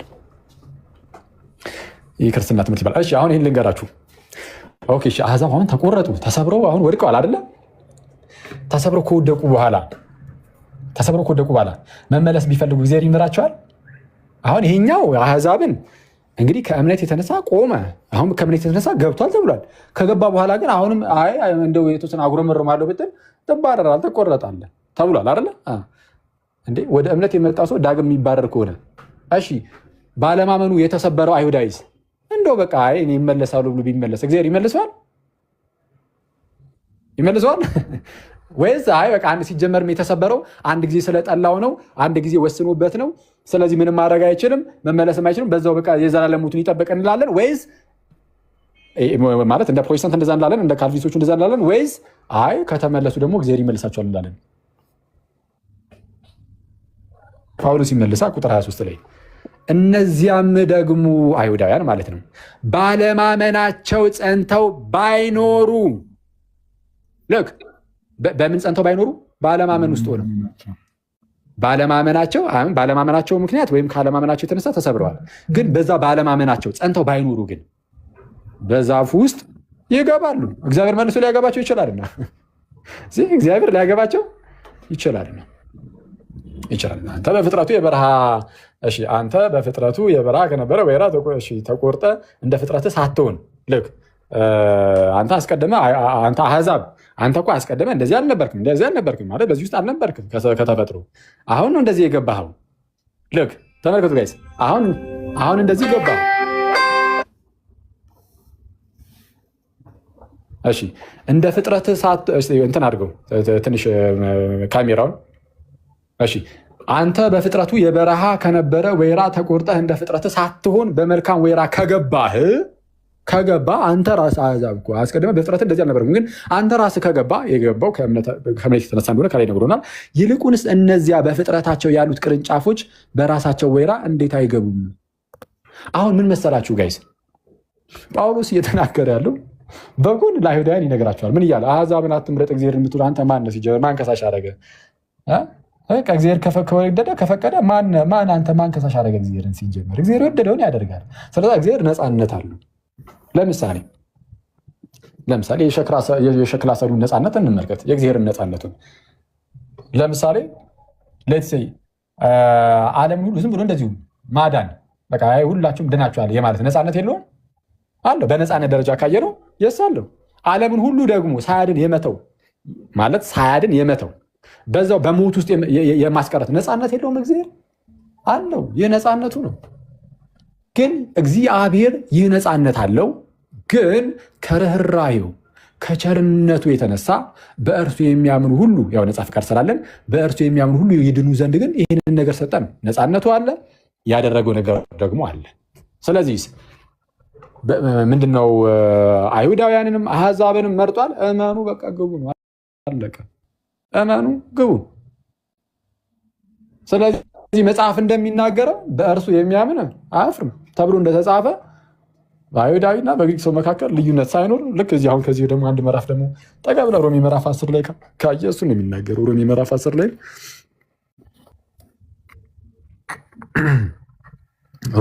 ወንድሞች ሆይ የልቤ በጎ ፈቃድና ስለ እስራኤልም ወደ እግዚአብሔር ልመናዬ እንዲድኑ ይላል። ተመልከቱ ጋይዝ፣ እኔ በጣም እኮ የሚያስገርም በእውነት የጳውሎስን ወንድሞቹን የመውደዱን ነገር ተመልከቱ። ጳውሎስ እስራኤላውያንን እንደሚወደው እግዚአብሔር እስራኤላውያንን አይወድም እያሉ ወንድሞቼ የልቤ በጎ ፈቃድና ዘንድ ክርስቶስ የሕግ ፍጻሜ ነውና ይላል አይልም። ኖ የተወሰነባቸው ብቻ እንዲድኑ አይደለም የሚለው የሚያምኑ ሁሉ ይጸድቁ ዘንድ ክርስቶስ የሕግ ፍጻሜ ነውና። ሕግን ይዛችሁ ተሸክማችሁ መጣችሁ አይሁዳውያን፣ የሕግ ፍጻሜው ጌታ ኢየሱስ ነው። ስለዚህ እርሱን በማመን የሚገኝ ጽድቅ ነው አሁን ያለው።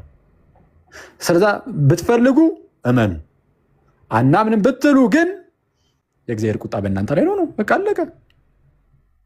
ሙሴ ከሕግ የሆነውን ጽድቅ የሚያደርገው ሰው በእርሱ በሕይወት እንዲኖር ጽፏል። እና ከእምነት የሆነ ጽድቅ ግን እንዲህ ይላል። ምን ይላል? በልብ ማን ወደ ሰማይ ይወጣል አትበል፣ ይህ ክርስቶስን ለማውረድ ነው። ወይም በልብ ወደ ጥልቁ ማን ይወርዳል አትበል፣ ይህ ክርስቶስን ከሙታን ለማውጣት ነው። ጌታ ኢየሱስ ይህን ሁሉ ነገር ካደረገ እሺ፣ ነገር ግን ምን ይላል? በአፍህ በልብህም ሆኖ ቃሉ ቀርቦልሃል። ይህም የምንሰብከው የእምነት ቃል ነው። ኦኬ፣ እሺ፣ የእምነት ቃል እየተሰበከ ነው። ስለዚህ ኢየሱስ ጌታ እንደሆነ ኦኬ፣ በአፍህ ብትመሰክር እሺ፣ በልብህም ብታምን፣ በአፍህ ብትመሰክር እግዚአብሔርም ከሙታን እንዳስነሳው በልብህ ብታምን ትድናለህ። አሁን የእምነት ቃል ነው የሚሰበከው እና ቃሉ ቀርቧል። ስለዚህ አሁን ሰውየው ለመዳንም ላለመዳንም አሁን የእርሱ ውሳኔ ነው። አሁን ከአንተ ይፈልጋል እግዚአብሔር ፈቃድን። አየው፣ ከአንተ ይፈልጋል ፈቃድን። ምን አይነት ፈቃድን?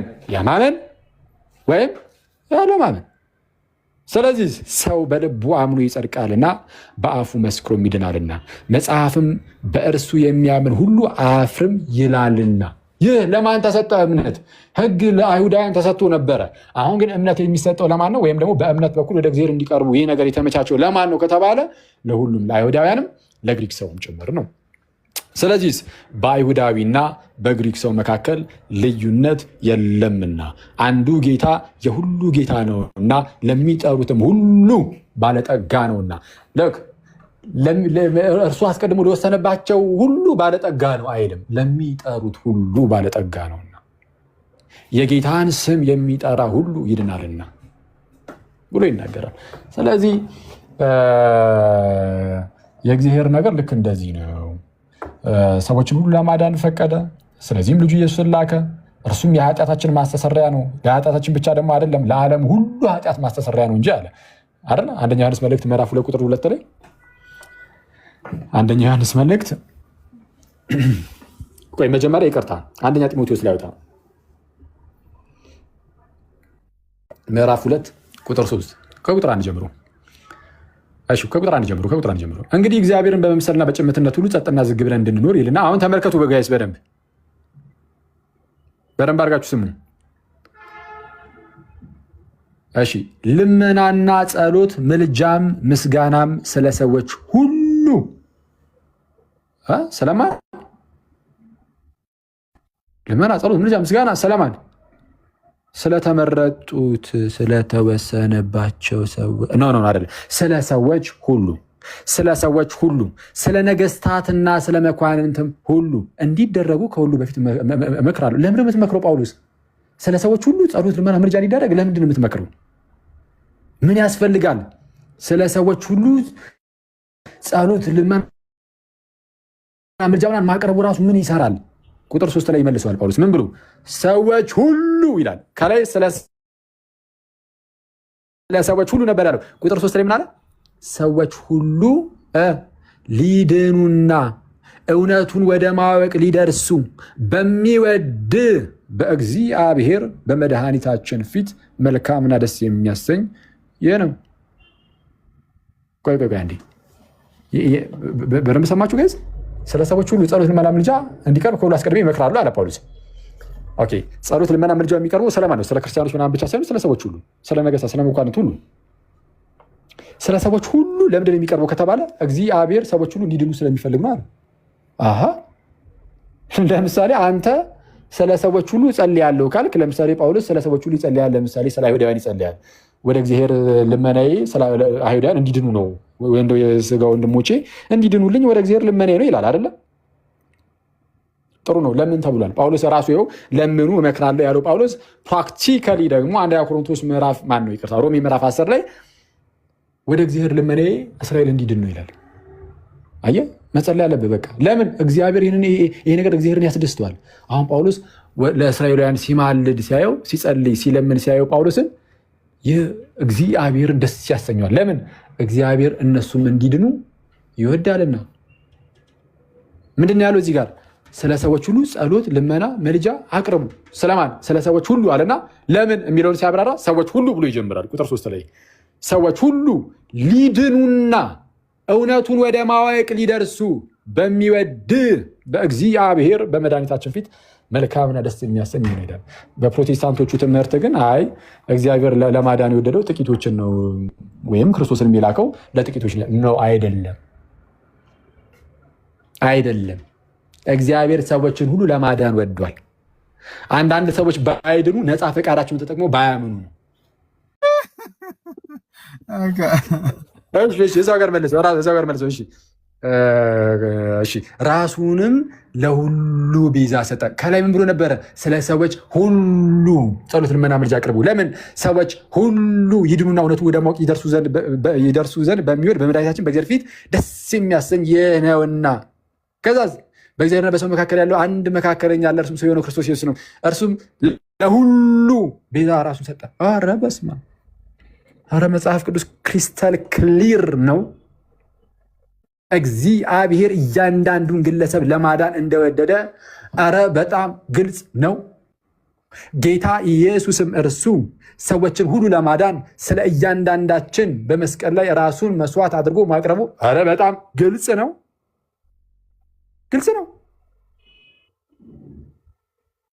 ይህም በገዛ ዘመኑ ምስክርነቱ ነበር ይላል። ስለዚህ አንደኛ ዮሐንስ መልእክት ምዕራፍ 2 ቁጥር 2 ላይ ምን ይላል?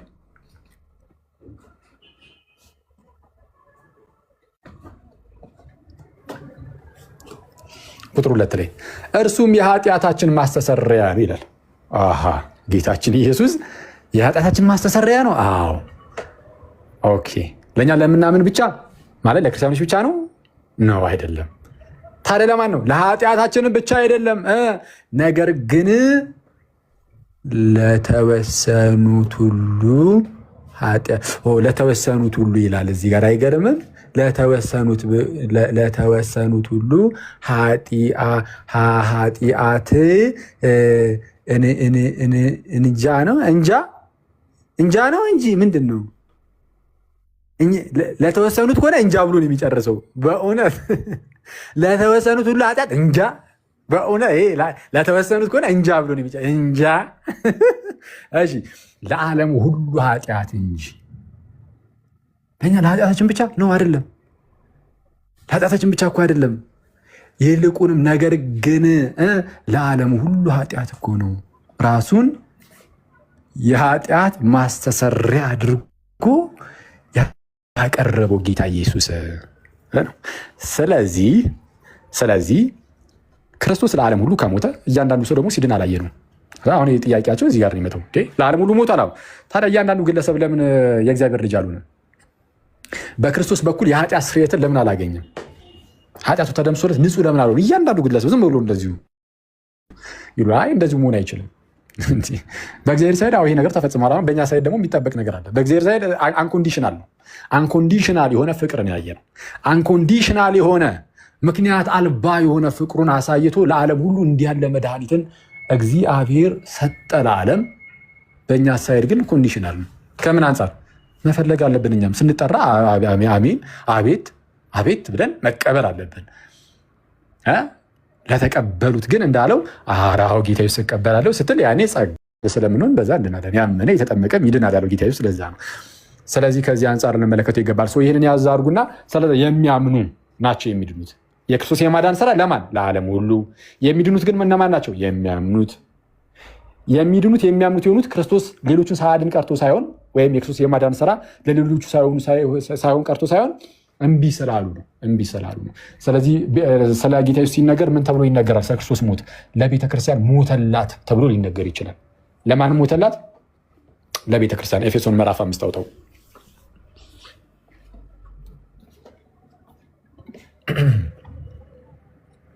ኤፌሶን ወደ አንዴ አንተ አለፍከው ተው አታሰድበን። ጴጥሮስ ጋር ትሄዳለህ። የጴጥሮስ መልእክት ወደ ኤፌሶን ሰዎች ይለኛል። አንተ የተአምረኛ ሰው ነው።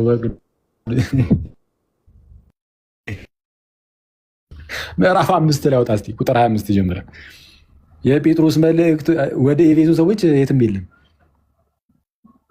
እሺ አንደኛይቱ የጴጥሮስ መልእክት በለም ወደ ኤፌሶን። እሺ ቁጥር 25 ላይ አውጪ ቢኒ። አንተ አራውቄ ነው።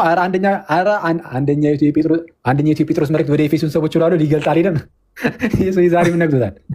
እሺ ባሎቹ ኤፌሶን ነው። እሺ አንደኛይቱ የጴጥሮስ መልእክት ወደ ኤፌሶን እያልን ያለ ነው። ሙድ ያዝ ነው። እሺ ኤፌሶን ምዕራፍ 5 ቁጥር 25 ጀምሮ ባሎቹ ክርስቶስ ደግሞ ቤተክርስቲያንን እንደወደዳት ሚስቶቻችሁን ውደዱ። እንዴ ክርስቶስ ቤተክርስቲያንን ወዷታል?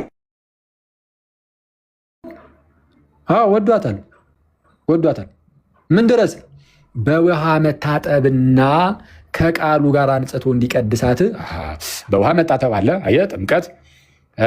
ይህ በውሃ መታጠብ የሚለውን ሉትሮን የሚለውን ጥምቀት እንደሆነ በቤርሳን ታሪክ ውስጥ ሁሉም ሉትሮን የሚለውን ጥምቀት ብለው ነው የሚወስዱት። እሺ ኤንዌይስ አሁን ላይ ተነስተ ሌላ አድርጌ ተረጉማለሁ ካልክ መብት ነው። የግል ትርጓሜ ይሆናል። በግል ትርጓሜ ትጠፋለህ እንጂ አይደለም። እሺ በውሃ መታጠብና ከቃሉ ጋር ቃሉ አለ። እሺ አንጽቶ እንዲቀድሳት ቤተክርስቲያንን። እሺ ስለ እርሷ ራሱን አሳልፎ ሰጠ። ስለማን? ስለ ቤተክርስቲያን። አየህ ስለ ቤተክርስቲያን ራሱን አሳልፎ ሰጠ ተብሎ እንደዚህ ሊነገር ይችላል። ግን ስለ ቤተክርስቲያን ራሱን አሳልፎ ሰጠ ማለት ወደ ቤተክርስቲያን መጥተው የማይጨምሩ ሰዎች በቃል ሞተላቸውም ማለት ነው? አይደለም። ለምሳሌ ለምሳሌ እዚህ ጋር ጌታ ኢየሱስ ስለኔ ሞተልኝ ብሎ ቢናገር ነው አክሊል ለአንተ ግን አልሞተልህም እያለ ነው? አይደለም። አየህ ስለ ሲስ ሞተዋል። ክርስቶስ ስለ ሲስ ሞተ ማለት ስለ አክሊል አልሞተም ማለት አይደለም። ስለ ቤተክርስቲያን ሞተ ራሱን አሳልፎ ሰጠ ማለት ስለሌላው አልሞተለትም ማለት አይደለም። ስለ በጎቼ ነፍሴን አኖራለሁ ማለት ሌሎቹ ግን አልሞትኩላቸውም ማለት አይደለም። ከዚህ አንጻር እኔው ይሄ እንግዲህ ግልጽ ይመስለኛል። ሰዓቱም ሄደ። ቸርች እንሄዳለን ደግሞ አየህ፣ ምንም መብራት ባይኖርም ጥሩ ጊዜ ያሳለፍን የእግዚአብሔርን ቃል እየተማማርን ከዛ ወደ ቸርች ትሄዳለህ፣ ወደ ቤተክርስቲያን ትሄዳለህ፣ ትወጣለህ። ሲሶይ እና ወደ በኋላ ላይ አንገናኝም ወይስ? ማብራት ግን የጠፋው ያው ማብራት ኃይል ወስኖባችሁ ነው እናንተ ሰፈር። እንደዚህ አይነት ጆኮች እኮ አሉ በካልቪኒስቶች ላይ፣ እንደዚህ አይነት ጆኮች አሉ ማለት መጥፎ ነገር አይደለም።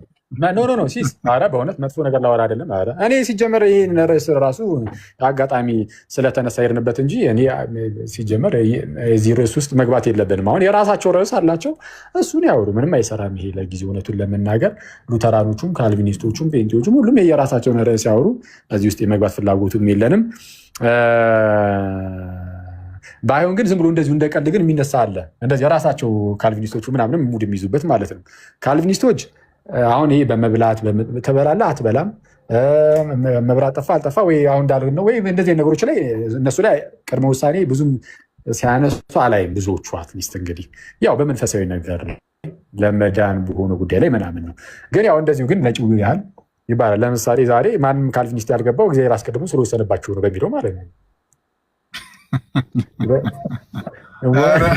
ከውሳኔ ውጭ አትሆንና በቀን ውሳኔ አፍርሱት እንዴ! ኦልሬዲ ተወስኖባቸዋል። እንዴት ይገባሉ? ሙድ ይዛል አሉ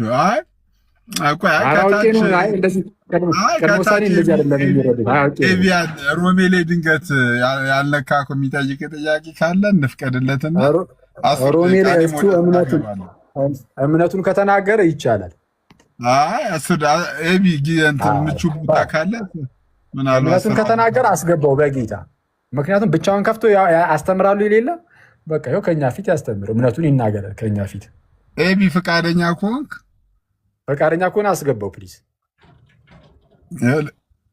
ኦልሬዲ የሚመች ቦታ ስላልሆነ ሊሆን ይችላል። ስላልሆነ አጋጣሚ ተወሰነበት። ያለ ውሳኔው ነበር ቅድም የገባው። አይደለም በፍጹም አንተ ራስህ አይደለም ብለህ እንድስቃውን ተወሰነብን። የተወሰነበት እንዲገባ ነው። በቃ ተገብቷል። ጨምረሃል ብቻ ቁርስህን ምን እንደምትበላ ብትነግረኝ ደስ ይለኛል። በላ ነው ብለህ ነው አሁን። አየህ አንተ ተወስኖብሃል፣ ገባህ? እንድትገባ ነው የተወሰነብህ። አሁን መውጣት አትችልም።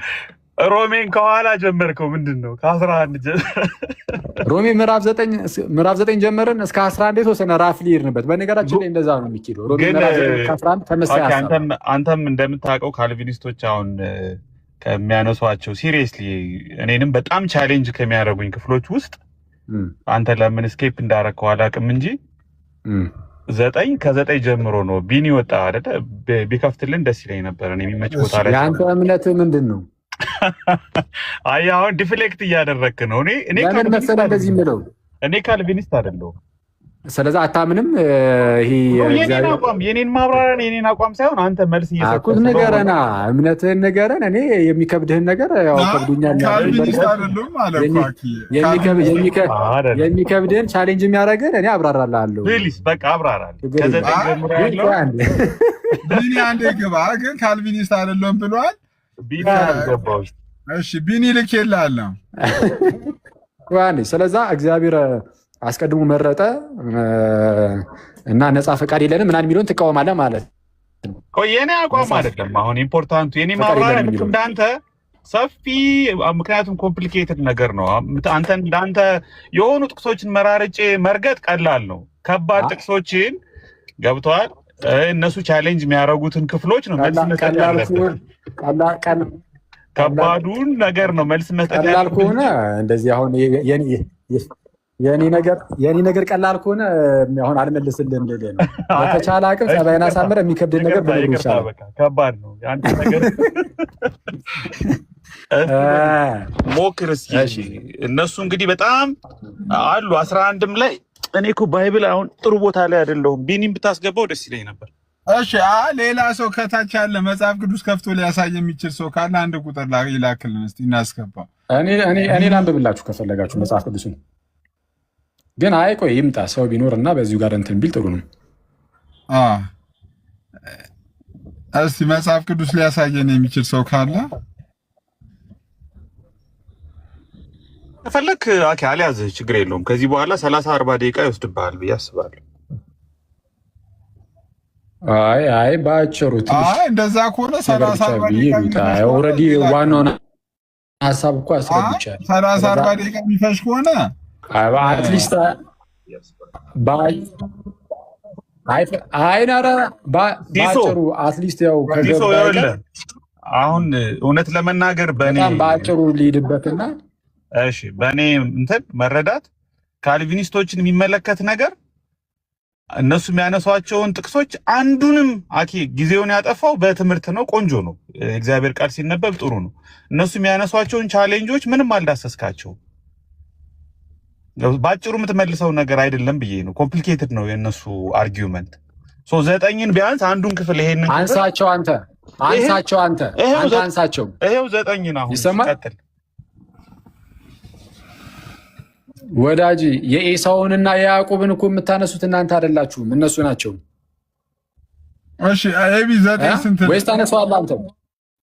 9 ጀምረ ኤፌሶን ምዕራፍ 9 ከቁጥር 8 ወይም 9 ጀምረሽ ቢያንስ እስከ 23 ያለውን እስኪ ያንተን መልስ ያንተን ማብራሪያ አኬ እንስማ እስኪ።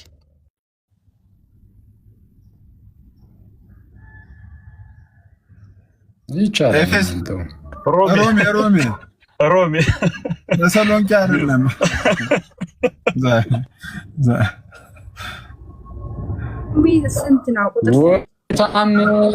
የጴጥሮስ መልእክት ወደ ሮሚ ልትል ነው እቺ ልጅም ገብታ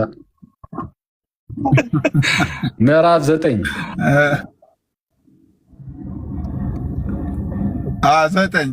ትንሽ ቦልድ አድርጊ። ትንሽዬ ቁጥሩን ንገሩኛ። ቁጥሩ ስንት? 9 ጀምሪ። ቁጥር አንድ የተጻፈ ነገር ቁጥር 6 ላይ መጀመሪያ እዩ ምን እንደሚል።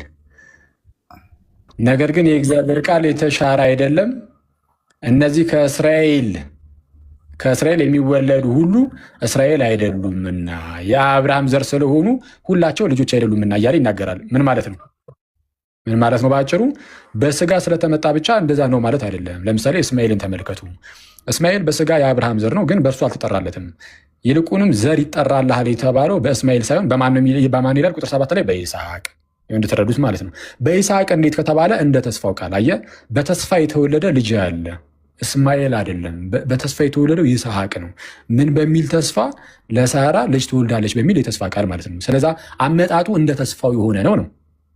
ስለዛ ምን አለ? ቁጥር 7 ላይ ተመልከቱ ጋይዝ። ነገር ግን በይስሐቅ ዘር ይጠራልሃል ተባለ። ይህም የተስፋ ቃል ልጆች ዘር ሆኖ ይቆጠራሉ። የማን ልጆች ናቸው ዘር ሆኖ የሚቆጠሩት? የተስፋ ቃል ልጆች፣ የይስሐቅ ልጆች፣ የተስፋ ቃል ልጆች፣ እንደ ተስፋው ቃል የመጡ ልጆች እነርሱ ዘር ሆኖ ይቆጠራሉ እንጂ እነዚህ የስጋ ልጆች የሆኑ እስማኤል ምናምን ማለት ነው። የስጋ ልጆች የሆኑ እነርሱ የእግዚአብሔር ልጆች አይደሉም ማለት ነው። ይህም የተስፋ ቃል ነው። ይህ በዚህ ጊዜ እመጣለሁ ለሳራም ልጅ ይሆንላታል የሚል የተስፋ ቃል ነው። ልክ አሁን ስለዛ ይሄ የእግዚአብሔር እንትኑ አጠራሩ ምናምን ልክ እንደ ተስፋው ቃል የሆነ ነው። ዝም ብሎ የአብርሃም የስጋ ልጅ ነኝ በሚለው ብቻ አይደለም። ይህን ነገር የሚያነሳው ለምንድን ነው? እንዳትረሱት አይሁዳውያን ለምን አሕዛብስ ይመጣሉ የሚል እኛ እኮ ዝም ሲጀምር እኛ የተስፋ ቃል ያለን ሰዎች ነን፣ እኛ ልንጠፋ አንችልም፣ እኛ ነን ምናምን ብለው ኩፍስ ሲሉ ስለነበር አይ ሲጀመር አመጣጣችሁ እናንተ የአብርሃም በስጋ ከአብርሃም ስለተወለዳችሁ ዋናው እሱ አይደለም። ሲጀመር እናንተም እዚህ የመጣችሁት እንደ ተስፋው ቃል ነው እንጂ ይሄ በስጋ ስለሆነ ብቻ አይደለም። የስጋማ ይኸው ተጠሏል እነ እስማኤል። ከዛ በኋላ ግን ምን ሊሉ ይችላሉ? ቅዱስ ዮሐንስ አፈወርቅ ሲናገር ይህን ክፍል ሲያብራራ አይ ይስሐቅማ እኮ የአጋር ልጅ ነው፣ የባሪያይቱ የሳራ የባሪያይቱ ልጅ ነው። እስማኤል ማለት ነው። ይቅርታ እስማኤል የሳራ የባሪያይቱ ለሳራ ባሪያ የሆነችው የአጋር የእሷ ልጅ ነው። ከዛ አንጻር ነው ብላችሁ እንዳትናገሩ እንኳን እንደ ተስፋው ቃል እንደሆነ ከእግዚአብሔር እንደሆነ ያመጣጡ እንድታውቁ በምን መልኩ አስቀምጠ ከታች ቁጥር 10 ላይ ይህ ብቻ ደግሞ አይደለም ብሎ ጨመረ። እሺ ታዲያ ምንድን ነው? ነገር ግን ርብቃ ደግሞ ከአንዱ ከአባታችን አየ። አሁን እዛ ላይ ከአብርሃም የተወለዱ ቢሆንም አንዳቸው የሳራ አንዳቸው የአጋር ብለህ እንዳትለያይ። እዚህ ጋር ርብቃ ናት ወላጇ፣ የወለደችውም ከአንዱ አባታችን። ከስንቱ? ከአንዱ። ከማን? ከይስሐቅ። ይህ ብቻ አይደለም። ከአንዱ አባታችን ከይስሐቅ በጸነሰች ጊዜ እና በጣም የሚያስገርሙ ማለት ነው ኢቨን ምንድነው መንታ ናቸው፣ ራሱ መንታ ናቸው። ልጆቹ ገና ሳይወለዱ በጎ ወይም ክፉ ምንም ሳያደርጉ በጎ ሳያደርጉ ክፉ ሳያደርጉ አሁን ያዕቆብና ኤሳውን የጸነሰችው የተመረጠው ግን ያዕቆብ እንደምታውቁትና ያው ያዕቆብ ከኤሳው የተመረጠው መልካም ስላደረገ ነው። ስለዚህ የመልካም አባት ልጆች ነን ለእኛ ብቻ ነው የሚቀረው እንዳይሉ እንኳን እና አሕዛብን አግልሉልን እንዳይሉ እንኳን ምን አለ? አይ በጎ ወይም ክፉ ሳያደርጉ ገና ልጆቹ ከጠሪው እንጂ ከስራ እንዳይሆን በምርጫ የሚሆን የእግዚአብሔር ሐሳብ ይጸና ዘንድ አለ። ስለዚህ አሁን መልካም ስለሰሩም ክፉ ስለሰሩም አይደለም ማለት ነው። አይ ያዕቆብ እኮ በኩር ስለሆነ ነው ይሉን። አይ አይደለም፣ በኩር ስለሆነ በበኩር በኩል ነው በረከቱ የሚመጣው። በቃ እኛ እንደዛ እንዳይሉ እንኳን እያወራህ ነው ኤቢ አይደለም። እሱ ላይ አስምርበት ብዬ ነው በምርጫ የሚለውን። አዎ ትክክል ነው። ምንም ህዝቡን እኮ መርጧል እንዴ። ከቅድም ጀምሮ አየው። እኔ እኮ እነሱ ትልቁ ችግራችን ምን መሰለ? እነሱ የሚያነሱትን አላነሳህም አልክ እንጂ ጠቅላላ የእነሱን ነገር ሙሉ በሙሉ የሚያፈርስ ነገር እኮ ነው ቅድም ያስቀመጥ ነው። በምርጫ እግዚአብሔር ምንም ከእነሱ ሳያይ ነው የመረጠው ህዝቡን። ህዝቡን ግን የመረጠው ለምንድን ነው? ዓለም እንዲድን ነው። ለምን? የተስፋ ቃል አለ ለአብርሃም የተሰጠ ምን የሚል ዘፍጥረት ምዕራፍ 18 ቁጥር 22 ላይ ቅድም እንዳየ ነው የምድር አሕዛብም ሁሉ በዘርህ ይባረካል የሚል የተስፋ ቃል አለ። ይህ ነገር የሚፈጸመው በክርስቶስ ነው። ክርስቶስ መጥቶ ለሰው ዘር ሁሉ መዳን ይሆን ዘንድ እርሱ በስጋ ይመጣልና በስጋ የሚመጣበትን ህዝብ እንደ ህዝብ አቁሞ እንደ ማቆያ አቁሞ ነው በስጋ የሆኑትን እየመረጠ እንደዚህ። ስለዚህ ምን አለ አንዴ እዚህ ጋር እነሱ አንዱ አሁን አርጊው የሚያደርጉበት እንትን ልጆቹ ገና ሳይወለዱ አሁን አንተ ነፃ ፍቃድ ነው አንድ ሰው ለመዳን ቤዙ ኦር መሰረቱ ብላል አይደል? አይ ቲንክ ሙሉን ላይ ስላልነበርኩ በጎ ለመዳን ነፃ ፈቃድ ቆይ ችግር የለም። ለመዳን ነፃ ፈቃድ ያስፈልጋል። አንተ ይሄንን አታምንም? አይ ልክ ነው። አሁን ስለኔ አይደለም አያኬ ኢትስ ኦኬ። ቆይ እሱን አቆየው። በጎ ወይም ክፉ ምንም ሳያደርጉ አይ አይደለም። አንተ እንደዛ ብለህ ታምናለህ ስትል አንተ ታምናለህ ሳይሆን የአርጊውመንት ነው አንተ የምትከራከርበት። እነሱም ያለ እምነት ነው የሚዳነው። እሱ ሌላ ጊዜ ግልጽ ያደርጉታል እነሱም፣ እኛም እናብራራዋለን። ችግር የለም። ጥቅሱ ላይ ግን እናንተ የምታብራሩ ከሆነ ብቻችሁን ከምታብራሩ ከኔ ፊት ለምን አታብራሩም? እኮ ይሄው እኮ ጎን ለጎንን እኮ አይደለም እኮ አብራሩታ። እሺ ይሄው እናብራራለን ካልክ በቃ አብራራለሁ። እሺ አሁን ይሄን መልስ አንዴ ቆይ አብራራለሁ የምትል ከሆነ ብቻህን ስትሆን ሄደህ ከምታብራራ ከኔ ፊት አብራራ። ጋይስ እንደዛ ይሻላል። እኔማ እንደዛ ብቻዬን ሆኜ አብራራ ያለህን ቀጥል ጨርስ። በቃ እኔ እንደውም አላቋርጥ። ቆይ ና አብራራለሁ ብለሃል። እንዳታቋርጠው ደግሞ ሰበብ እንዳትፈልግብኝ ዝም ልበል። ቆይ አይደለም፣ በፍጹም ዝም አትልም። ለምን ዝም ትላለህ? ብቻህን ከፍተህ ከምታብራራ የሚያነሱት ጥያቄ ልንገርህ አይደለም፣ የሚያነሱትን ጥያቄ ንገረኝ አይደለም። እሺ ምንድን ነው? እኔ እዚህ ጋር ስለነሱ የተሳሳትኩት ነገር ካለ አብራራለሁ ትላለህ አይደለ? ለብቻውንም ማብራራት ትችላለህ። ቀላለሁ። እኔ ከአንተ ፊት ነው ማብራራለህ። እዚሁ ጋር ቁጭ የፈለግከውን ካልቪኒስትና ሉተራንን ብታመጣም ከእነሱ ፊት ቁጭ ብዬም እኔ ማውቀውን ጌታ በረዳ ይልክ አብራራለሁ። አንተም የማብራራት አቅሙ ካለ ለምሳሌ ሰው ሳያምን ይድናል ብለው ያስተምራሉ እያልክ ነው አይደለም? ዳግም ልደት አየቱ ይቀድማል አይደለም? ሰው ሳያምን ዳግም ልደት ያለ እምነት ሰው ይድናል። ድነት ስለ ድነት ነው። አሁን እዚህ ርዕሱ ራሱ እኮ መዳን ያለ እምነት ይቻላል ነው ጥያቄው አይደለም? ሰው መዳን ስትል ጀስቲፊኬሽን ነው ወይስ ሪጀነሬሽን? አንተ አሁን ያለ እምነት ይዳናል ብለዋል ብለህ ታስተምራለህ። እያስተማርክ ነው አይደል? እሱን እዛው ጋር አብራርቻለሁ። ምን ብዬ ዳግም ልደት ከእምነት ይቀድማል ብለው። ስለዛ ሰው የሚያምነው አንዴ ቆይ ዳግም ስለተወለደ እንጂ ዳግም ለመወለድ አይደለም ይላሉ። ይሄ እዚህ ላይ ተቃውሟለህ? እሺ አጭርና ግልጽ ጥያቄ ልጠይቅህ። እሺ ቆይ አንዴ ተቃውሟለህ ወይ? መጀመሪያ ሰው የሚያምነው ዳግም ለመወለድ አይደለም፣ ሰው የሚያምነው ዳግም ለመወለድ አይደለም ብሎ ይክዳሉ። ይሄንን እዚህ ላይ ተቃውሟለህ? አሁን የካልቪኒስቶች ትምህርት ሰው የነበረበት ስታተስ ማመን የሚችል ኮራፕትድ የሆነ ዴድ የሆነ ሊያምን የሚችል ወይም ደግሞ ለእግዚአብሔር ጥሪ ምላሽ ሊሰጥ በሚችልበት ሁኔታ ላይ አልነበረም።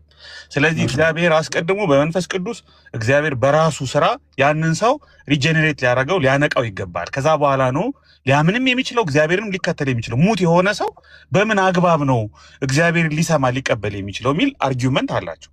ስለዛ ከማመናቸው በፊት እግዚአብሔር ዳግም ይወልዳቸዋል አይወልዳቸውም? በካልቪን አስተምሮ ልክ ነው። ይነቃሉ፣ ሪጀነሬት ያደርጋቸዋል። ግን የዓለም ሳያምኑ የሚድኑ ማለት ግን አይደለም። እሱ ቆይ አንዴ ሳያምኑ የሚድኑ ማለት ግን አይደለም። አሁን ቅድም ራሱ ስናወራ ነበረ ጀስቲፊኬሽን ባይ ፌዝ አሎን ይላሉ፣ ጽድቅ በእምነት ብቻ ይላሉ። ስለዛ ስለ ጽድቅ የምናስብ ከሆነ አዎ በእምነት መጽደቅ አለ ይላሉ። ግን በእምነት ለመጽደቅ ግን ያ ሰው ገና ከጅምሩ ዳግም መወለድ አለበት። በዛ በሞት ውስጥ ሆኖ ወደ ህይወት ሳይመጣ ከሞት ወደ ህይወት ሳይሻገር በፊት ማመን አይችልም። በዛ በሞት ውስጥ ሆኖ ማመን ስለማይችል ከሞት ወደ ህይወት የመጡት ግን ያለ እምነት ነው።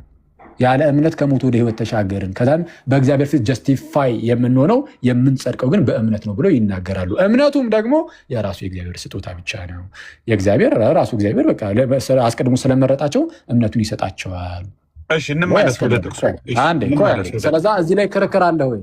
እዚህ የተናገርኩት ላይ እኮ አሁን ይሄ ማለት አሁን አንተ ለምሳሌ አንተ ሚስ ሪፕሬዘንት ያደረግከውን ነገር ልንገርህ። ይሄ ማለት ይሄንን ሲያብራሩ እነሱ ሰው የሚድነው ያለ እምነት ነው እያሉ አይደለም ነው የምልህ። ይሄንን ምን አልክ? አንዴ ይቅርታ እነሱ ካልቪኒስቶች በሚያብራሩበት ጊዜ ይሄንን እንኳ እያሉ ሰው የሚድነው ሳያምን ነው እግዚአብሔር ዝም ብሎ እንደውም ስለ ዳግም ልደት ነው የተወራው። አንተ ነህ ፕሬዘንት እያደረግህ ያለኸው። ስለ ዳግም ልደት ስናወራ ሰው በእምነት ዳግመኛ አይወለድም። ዳግመኛ የተወለድነው በእምነት አይደለም። ዝም ብሎ እንደዚሁ ነው ዳግመኛ ወልዶን በመንፈስ ቅዱስ ዳግመኛ ወልዶን እግዚአብሔር ስለወሰነብን ከዛ በኋላ እናምናለን ይላል።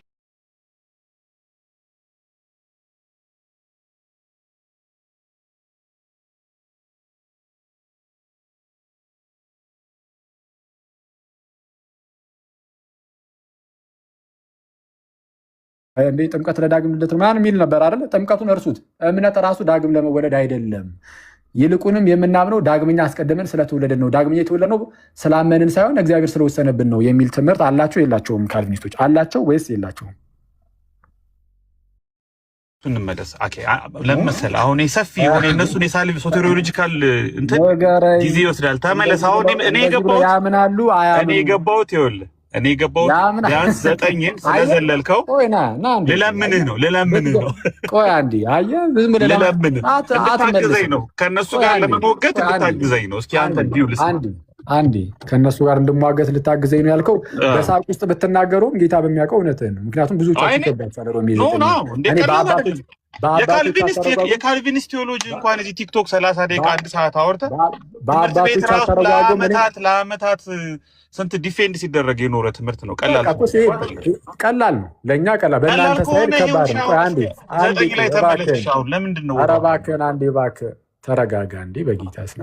በፕሮቴስታንቱ ሰርክል ውስጥ አነሳሱ ላይም በቃ በሉትራኑ በካልቪኒስቶቹም ሳይድ ይሄ ነገር ስላለ ይሄ በተለይ ፕሬደስቲኔሽን ላይ አትሊስት ሲንግል እንኳን ቢሆን በሉትራኑም ስላለ ምናምን በቃ ቋሚው እሱ ነው። አርሜኒያኖች ሲነሱ የተወገዙ ናቸው ምናምን የተወገዙ አይነት ሆኖ የሚቀመጡ ናቸው። አሁን ላይ ነው እንደውም የተወሰነ የአርሜኒያን ሳይዱም የተወሰነ ከፍ ከፍ እያለ ሄደው የፕሮቪዥኒዝም ምናምን እያሉ እንትን ማለት የጀመሩት። አሁን ለማንኛውም እሱን ያዝ እናደርገውና ወደኛ ሳይድ ከመጣ በቃ አለቀ። አባቶች የተረጎሙት አለ። ሮሜ ምዕራፍ 9ን ከነጻ ፈቃድ አንጻር እኔ ዝም ብዬ ልስጥህና በቃ ሂድና ገብተህ እንደውም ታነባለህ። እሱንም ፈችልንማ 9ን የምትረብሸው ለምን እንደምትረብሽ ልነግርህ እኮ ነው። አንድ ኤቢ አንዴ ፕሊዝ እንዴ በደንብ አድርገህ ስማኝ። ብቻህን ሄደ አክሊል ተሳስቶ ነበረ ብለህ ላይፍ ትገባለህ። እዚህ ስትመጣ ከኔ ፊት ሆነ መልስ እንደዛ አላረግም። እኔ ጀመር ለምን ከተሳሳትክ ይኸው መጥቼ እኮ እያወራሁ ነው እኮ እኔ የተሳሳትኩት አለ ወይ ለምን አትነግረኝም? ፎር ዩር ኢንፎርሜሽን አንድ ሰው የተሳሳትኩት አለ ወይ ለምን አትነግረኝም? ቤት ከፍቶ የተናገረው መሰረት አድርጌ ሮጭ ሄጄ ቤት መክፈት ብዙ አድርጌም አላውቅም። የምወደው ነገር እኮ ንገረን እስኪ። እኔ የተሳሳትኩት አሁን ቅድም የተናገርኩት ላይ ስህተት አለ ወይ? እሺ ለምሳሌ ልንገርህ። ለምሳሌ ካልቪኒስቶችን በተመለከተ ያለ እምነት ይዳናል የሚል ትናንትናም ዛሬም ኢሜጅ ተፈጥሯል። ርዕሱም ይሄ ነው። ያለ እምነት ይዳናል የሚለው ላይ ከዳግም ልደት አንጻር እንደሆነ ተናግሬያለሁ አልተናገርኩም? ሪጀነሬሽን የሚመለከት አንተ ድነት ከሪጀነሬሽን አንዱ ፓርት ነው ወይስ ሆል ድነት የሚመለከት ነገር ነው ብለን የምታስበው? የድህነት መጀመሪያ ነው ሪጀነሬሽን። ድህነት የሚጀመረው ከሪጀነሬሽን ነው። ሰው ሪጀነሬት ባደረገ ጊዜ ድኖ አልጨረሰም ብለን የምታምነው? ሪጀነሬት ባደረገ ጊዜ አይ በእንትኖች በካልቪኒስቶች በአንተ ድኖ አልጨረሰም ብለን የምታምነው?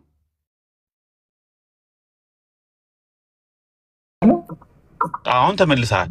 ሰው ሪጀነሬት ባደረገ ጊዜ ድኖ አልጨረሰም ብለህ ነው አንተ የምታምነው? አይ በእኛ ሰው ዳግም ልክ ሲወለድ ድኖ ጨረሰ በቃ አለቀ ተፈጸመ የሚባል ነገር የለም። ምን ይቀረዋል?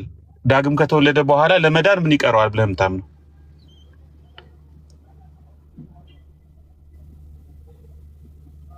ስልክ እየገባበት ነው፣ አትደውሉለት።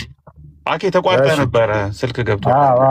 ስልክ የሆነ አንድ አስፈላጊ ስልክ ገብቶ። ዳግም ከመወለድ በኋላ ለመዳን ምን ይቀረዋል ብለህ ነው የምታምነው? አኬ አሁን በእኛ በክርስትና ከሆነ የምትጠይቀኝ ሰው ዳግመኛ ከተወለደ በኋላ ድህነቱን መፈጸም አለበት። የቅድስና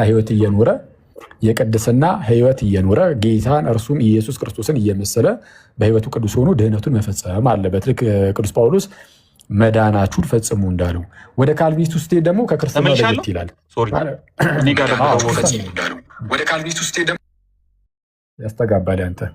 እሺ ወደ ካልቪኒስት ውስጥ ደግሞ ከክርስትናው ለየት ይልና ወደ ፕሮቴስታንት ውስጥ ሰው ዳግመኛ ከተወለደ በኋላ ከዛ ደግሞ በእግዚአብሔር ፊት ደግሞ ጀስቲፋይ መሆን አለበት፣ መጽደቅ አለበት። ከዳግም ልደት በኋላ ነው ጽድቅም ያለው ይሏል። ስለዚህ ዳግም ልደት አለ። ቆይ ምንድን ነው የሚያስተጋባው? ይሄ ነው ዳግም ትወለዳለህ።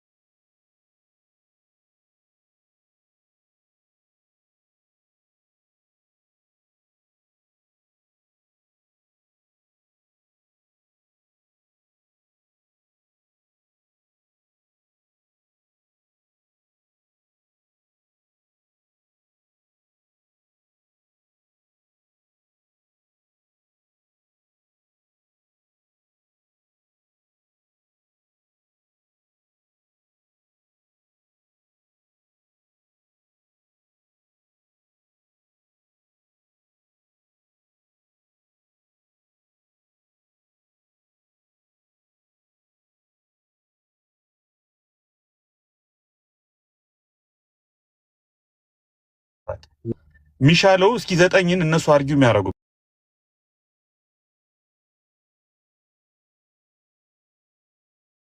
ኤክስፕሌን አድርጉ። ኤፌሶን ክፈችልን እስኪ 9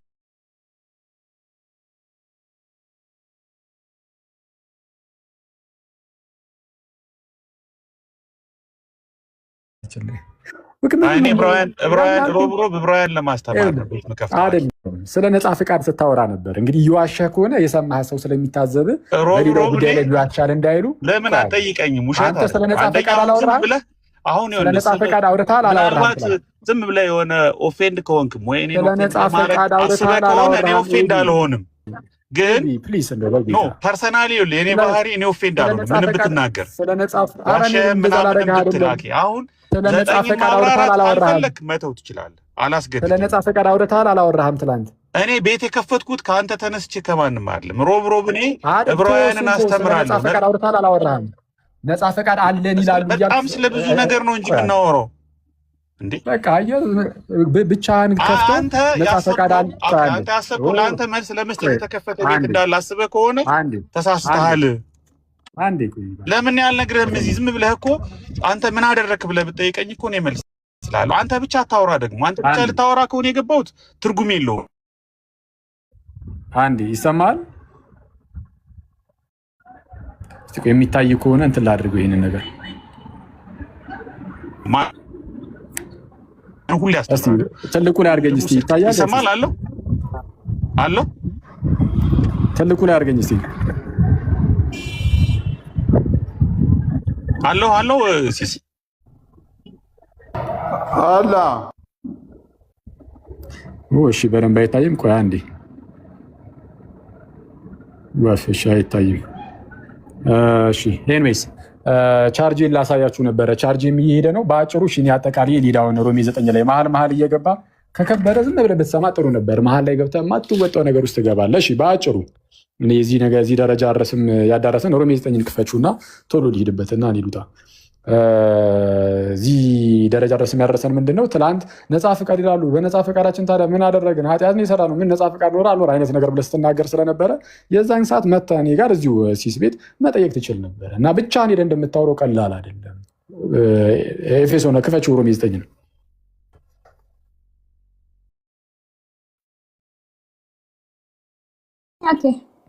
ሮሜ 9ን ቶሎ ክፈችልን። 2% ነው የቀረው ጌታ በሚያውቀው ማለት ነው። ስልኬ እንዴት ራሱ ታክሲ እንደምጠራ አላውቅም። አሁን ሰውጣ እስቲ በፓወር ባንክ አለው እንዴ?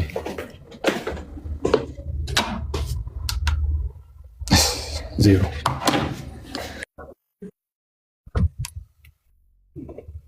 እሺ ክፈችው። አለ በቃ እሺ ፕሊስ። ስራ አቋርጬ ነው ያለሁት። ኧረ እኔ 2% ነው ያለኝ እና ለወጣም ጭምር ነው። እና ትንሽ ነገር በልበት እስኪ 9 ላይ ጭራሽ ያለ ሰዓት ነው ራሱ ፍላጎት። እሺ ስለዛ አሁን ተመልከቱ በደምብ። ስለዛ ልጆቹ ገና ሳይወለዱ በጎ ወይም ክፉ ምንም ሳያደርጉ ከጠሪው እንጂ ከስራ ሳይሆን በምርጫ የሚሆን የእግዚአብሔር ሐሳብ ይጸና ዘንድ ይላል። ኦኬ በምርጫ ይላል። ክፉ ሳያደርጉ በጎ ሳያደርጉ ይላል። ስለዛ በቃ እኛም እግዚአብሔር አምላክ እኛ ምንም ክፉ ሳናደርግ መጥፎም ሳናደርግ ከኛ ምንም ነገር ከኛ ክፉ እንኳን ሳይታይ ነው ያሉ ያሉት። ተመልከቱ ይህንን ጥቅስ ይዘው ካልቪኒስቶቹ ከእኛ እግዚአብሔር ክፉ ነገር እንኳን ሳያይ ይቀጣናል፣ ለዘላለም በሲኦል ውስጥ ሲያቃጥለን ይኖራል ብሎ ያስተምራሉ። ይሄ እንደዚህ አይነቱ አምላክ የእኛ አምላክ አይደለም። ይሄ የፕሮቴስታንት አምላክ ነው። የክርስቲያኖች አምላክ ሰዎች ሁሉ ይድኑና እውነቱ ወደ ማወቅ ይደርሱ ዘንድ የሚወድ እንደሆነ ቀደም አሳይተናል። ስለዚህ የአምላክ ልዩነት ሊኖር ይችላል እዚህ ላይ በነገራችን ላይ። ስለዛ በእነዚህ ሰዎች የሚሰበከው አምላክ የክርስቲያኖች አምላክ እንዳልሆነ ልብ ይለዋል። ለማንኛውም ግን መለስና ዝና ታዲያ ስለምን እየተወራ ነው አትሉኝም? ቅድም እንዳልኳችሁ በመጽሐፍ ቅዱሳችን ላይ ስለ ምርጫ ሲነገር አንደኛ እግዚአብሔር ሕዝብን እንደ ሕዝብ ሊመርጥ ይችላል። ልክ ለርብቃ እንደተናገረው በሆድሽ ውስጥ ወይም በማጠንሽ ውስጥ ሁለት ሕዝብ አለ ብሎ እንደተናገረው ሁለት ወገን ወይም ሁለት ሕዝብ አለ ብሎ እንደተናገረው ሕዝብ ይመረጣል። የእግዚአብሔር ምርጫ አንደኛው ከምን አንጻር ነው ብያቸዋለሁ? ከሕዝብ እግዚአብሔር ሕዝብን ይመርጣል። ልክ እስራኤላውያን ይህንን ያዕቆብን እንደመረጠው። ስለዛ እግዚአብሔር ሕዝብን ሲመርጥ ምንም ሳያይ ከነርሱ ሊመርጥ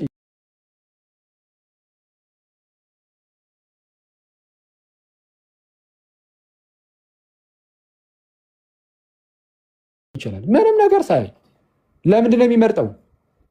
የሚመርጥበት ምክንያት ምንድን ነው? ዓለም ሁሉ ይድን ዘንድ ወደፊት አለ አይደለ?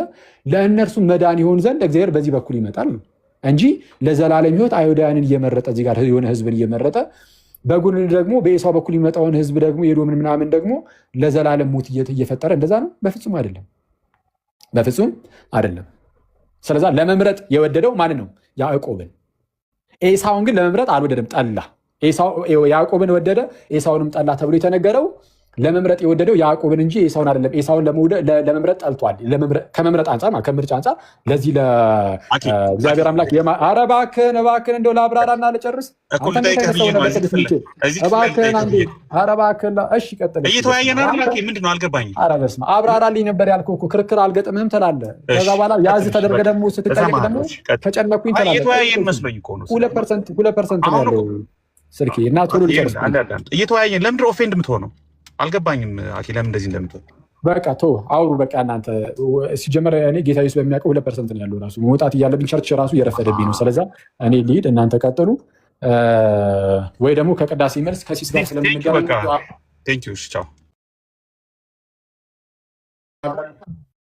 እዛው አብረን ሆነን ከቅዳሴ መልስ እዛው ከሲስ ጋር አብረን ሆነን እንከፍትላችሁና እዛው ጋር ና ጠይቅ ጌታ በረዳ ይልክ የእግዚአብሔርን ቃል የተወሰነ ነገር እንወያያለን፣ እናወራበታለን። አንተ ግን በተቻለ አቅም ፕሊዝ ምንም ነገር ቤት ስትከፍት ምን ባልኖር ሪከርድ ስለሚደርስን ይሄን ክፍል የምታብራራበትን አልሆንም። ግን ዛሬ ባህሪ ተቀይሯል። ለምን እንደሆነ ብቻ እየተወያየን ሀሳብ አሁን እንዲህ አሁን ኦፌንድ ሆነሃል የምትለው አንተ ኦፌንድ ሆነሃል እና እኔን ኦፌንድ ለማድረግ ያህል ይመስለኛል። ግን እኔ ያህል ምን አንተ አልክ አላልክ አንተ ስላልክ አይደለም ኦፌንድ ነው። እኔ እንደዛ አልሆንኩም። እንደምናገር የእግዚአብሔርን ቃል እኮ በጣም ለብዙ ሰዓት እኮ በተለይ አንተ ከመምጣትህ በፊት ለክርስቲያኖች ብቻ ሳይሆን ለፕሮቴስታንቶችም የሚሆን የእግዚአብሔርን ቃል እኮ እያካፈልኩኝ ነበር እኮ በጣም ደስ ብሎን የእግዚአብሔርን ቃል እየተማማርን ያለ ነው ማለት ምንም ኦፌንድ መሆን በምክንያት የለም። ያጽፉት የእግዚአብሔርን ቃል ሰው ሰራሽ ትምህርትን አይደለም። ወይ የነ ጆን ካልቪንን ወይ የነ ሉተርን ትምህርት እኮ አይደለም ያስኩት። ከጥንት የመጣውን የክርስቶስን ትምህርት እኮ ነው ያስኩት። ምን ያስጨማቅቀኛል? እና እንደዚህ እያልክ ዝም ብለህ ሰው እንትን አታደርግ። የሆነ ፕሮቮኪንግ የሆነ ነገር ትሪገር ለማድረግ ሰዎችን አትሞክር። በተቻለ አቅም ጌታ ከአንተ ጋር ይሁን፣ በነገር ሁሉ ይርዳ፣ ይግለጥልህ። ለጥያቄዎች ደግሞ በኋላ ጌታ ቢፈቅድና ብንኖር የሚሰጥ ይሆናል። መልካም ጊዜ ይሆንላችሁ።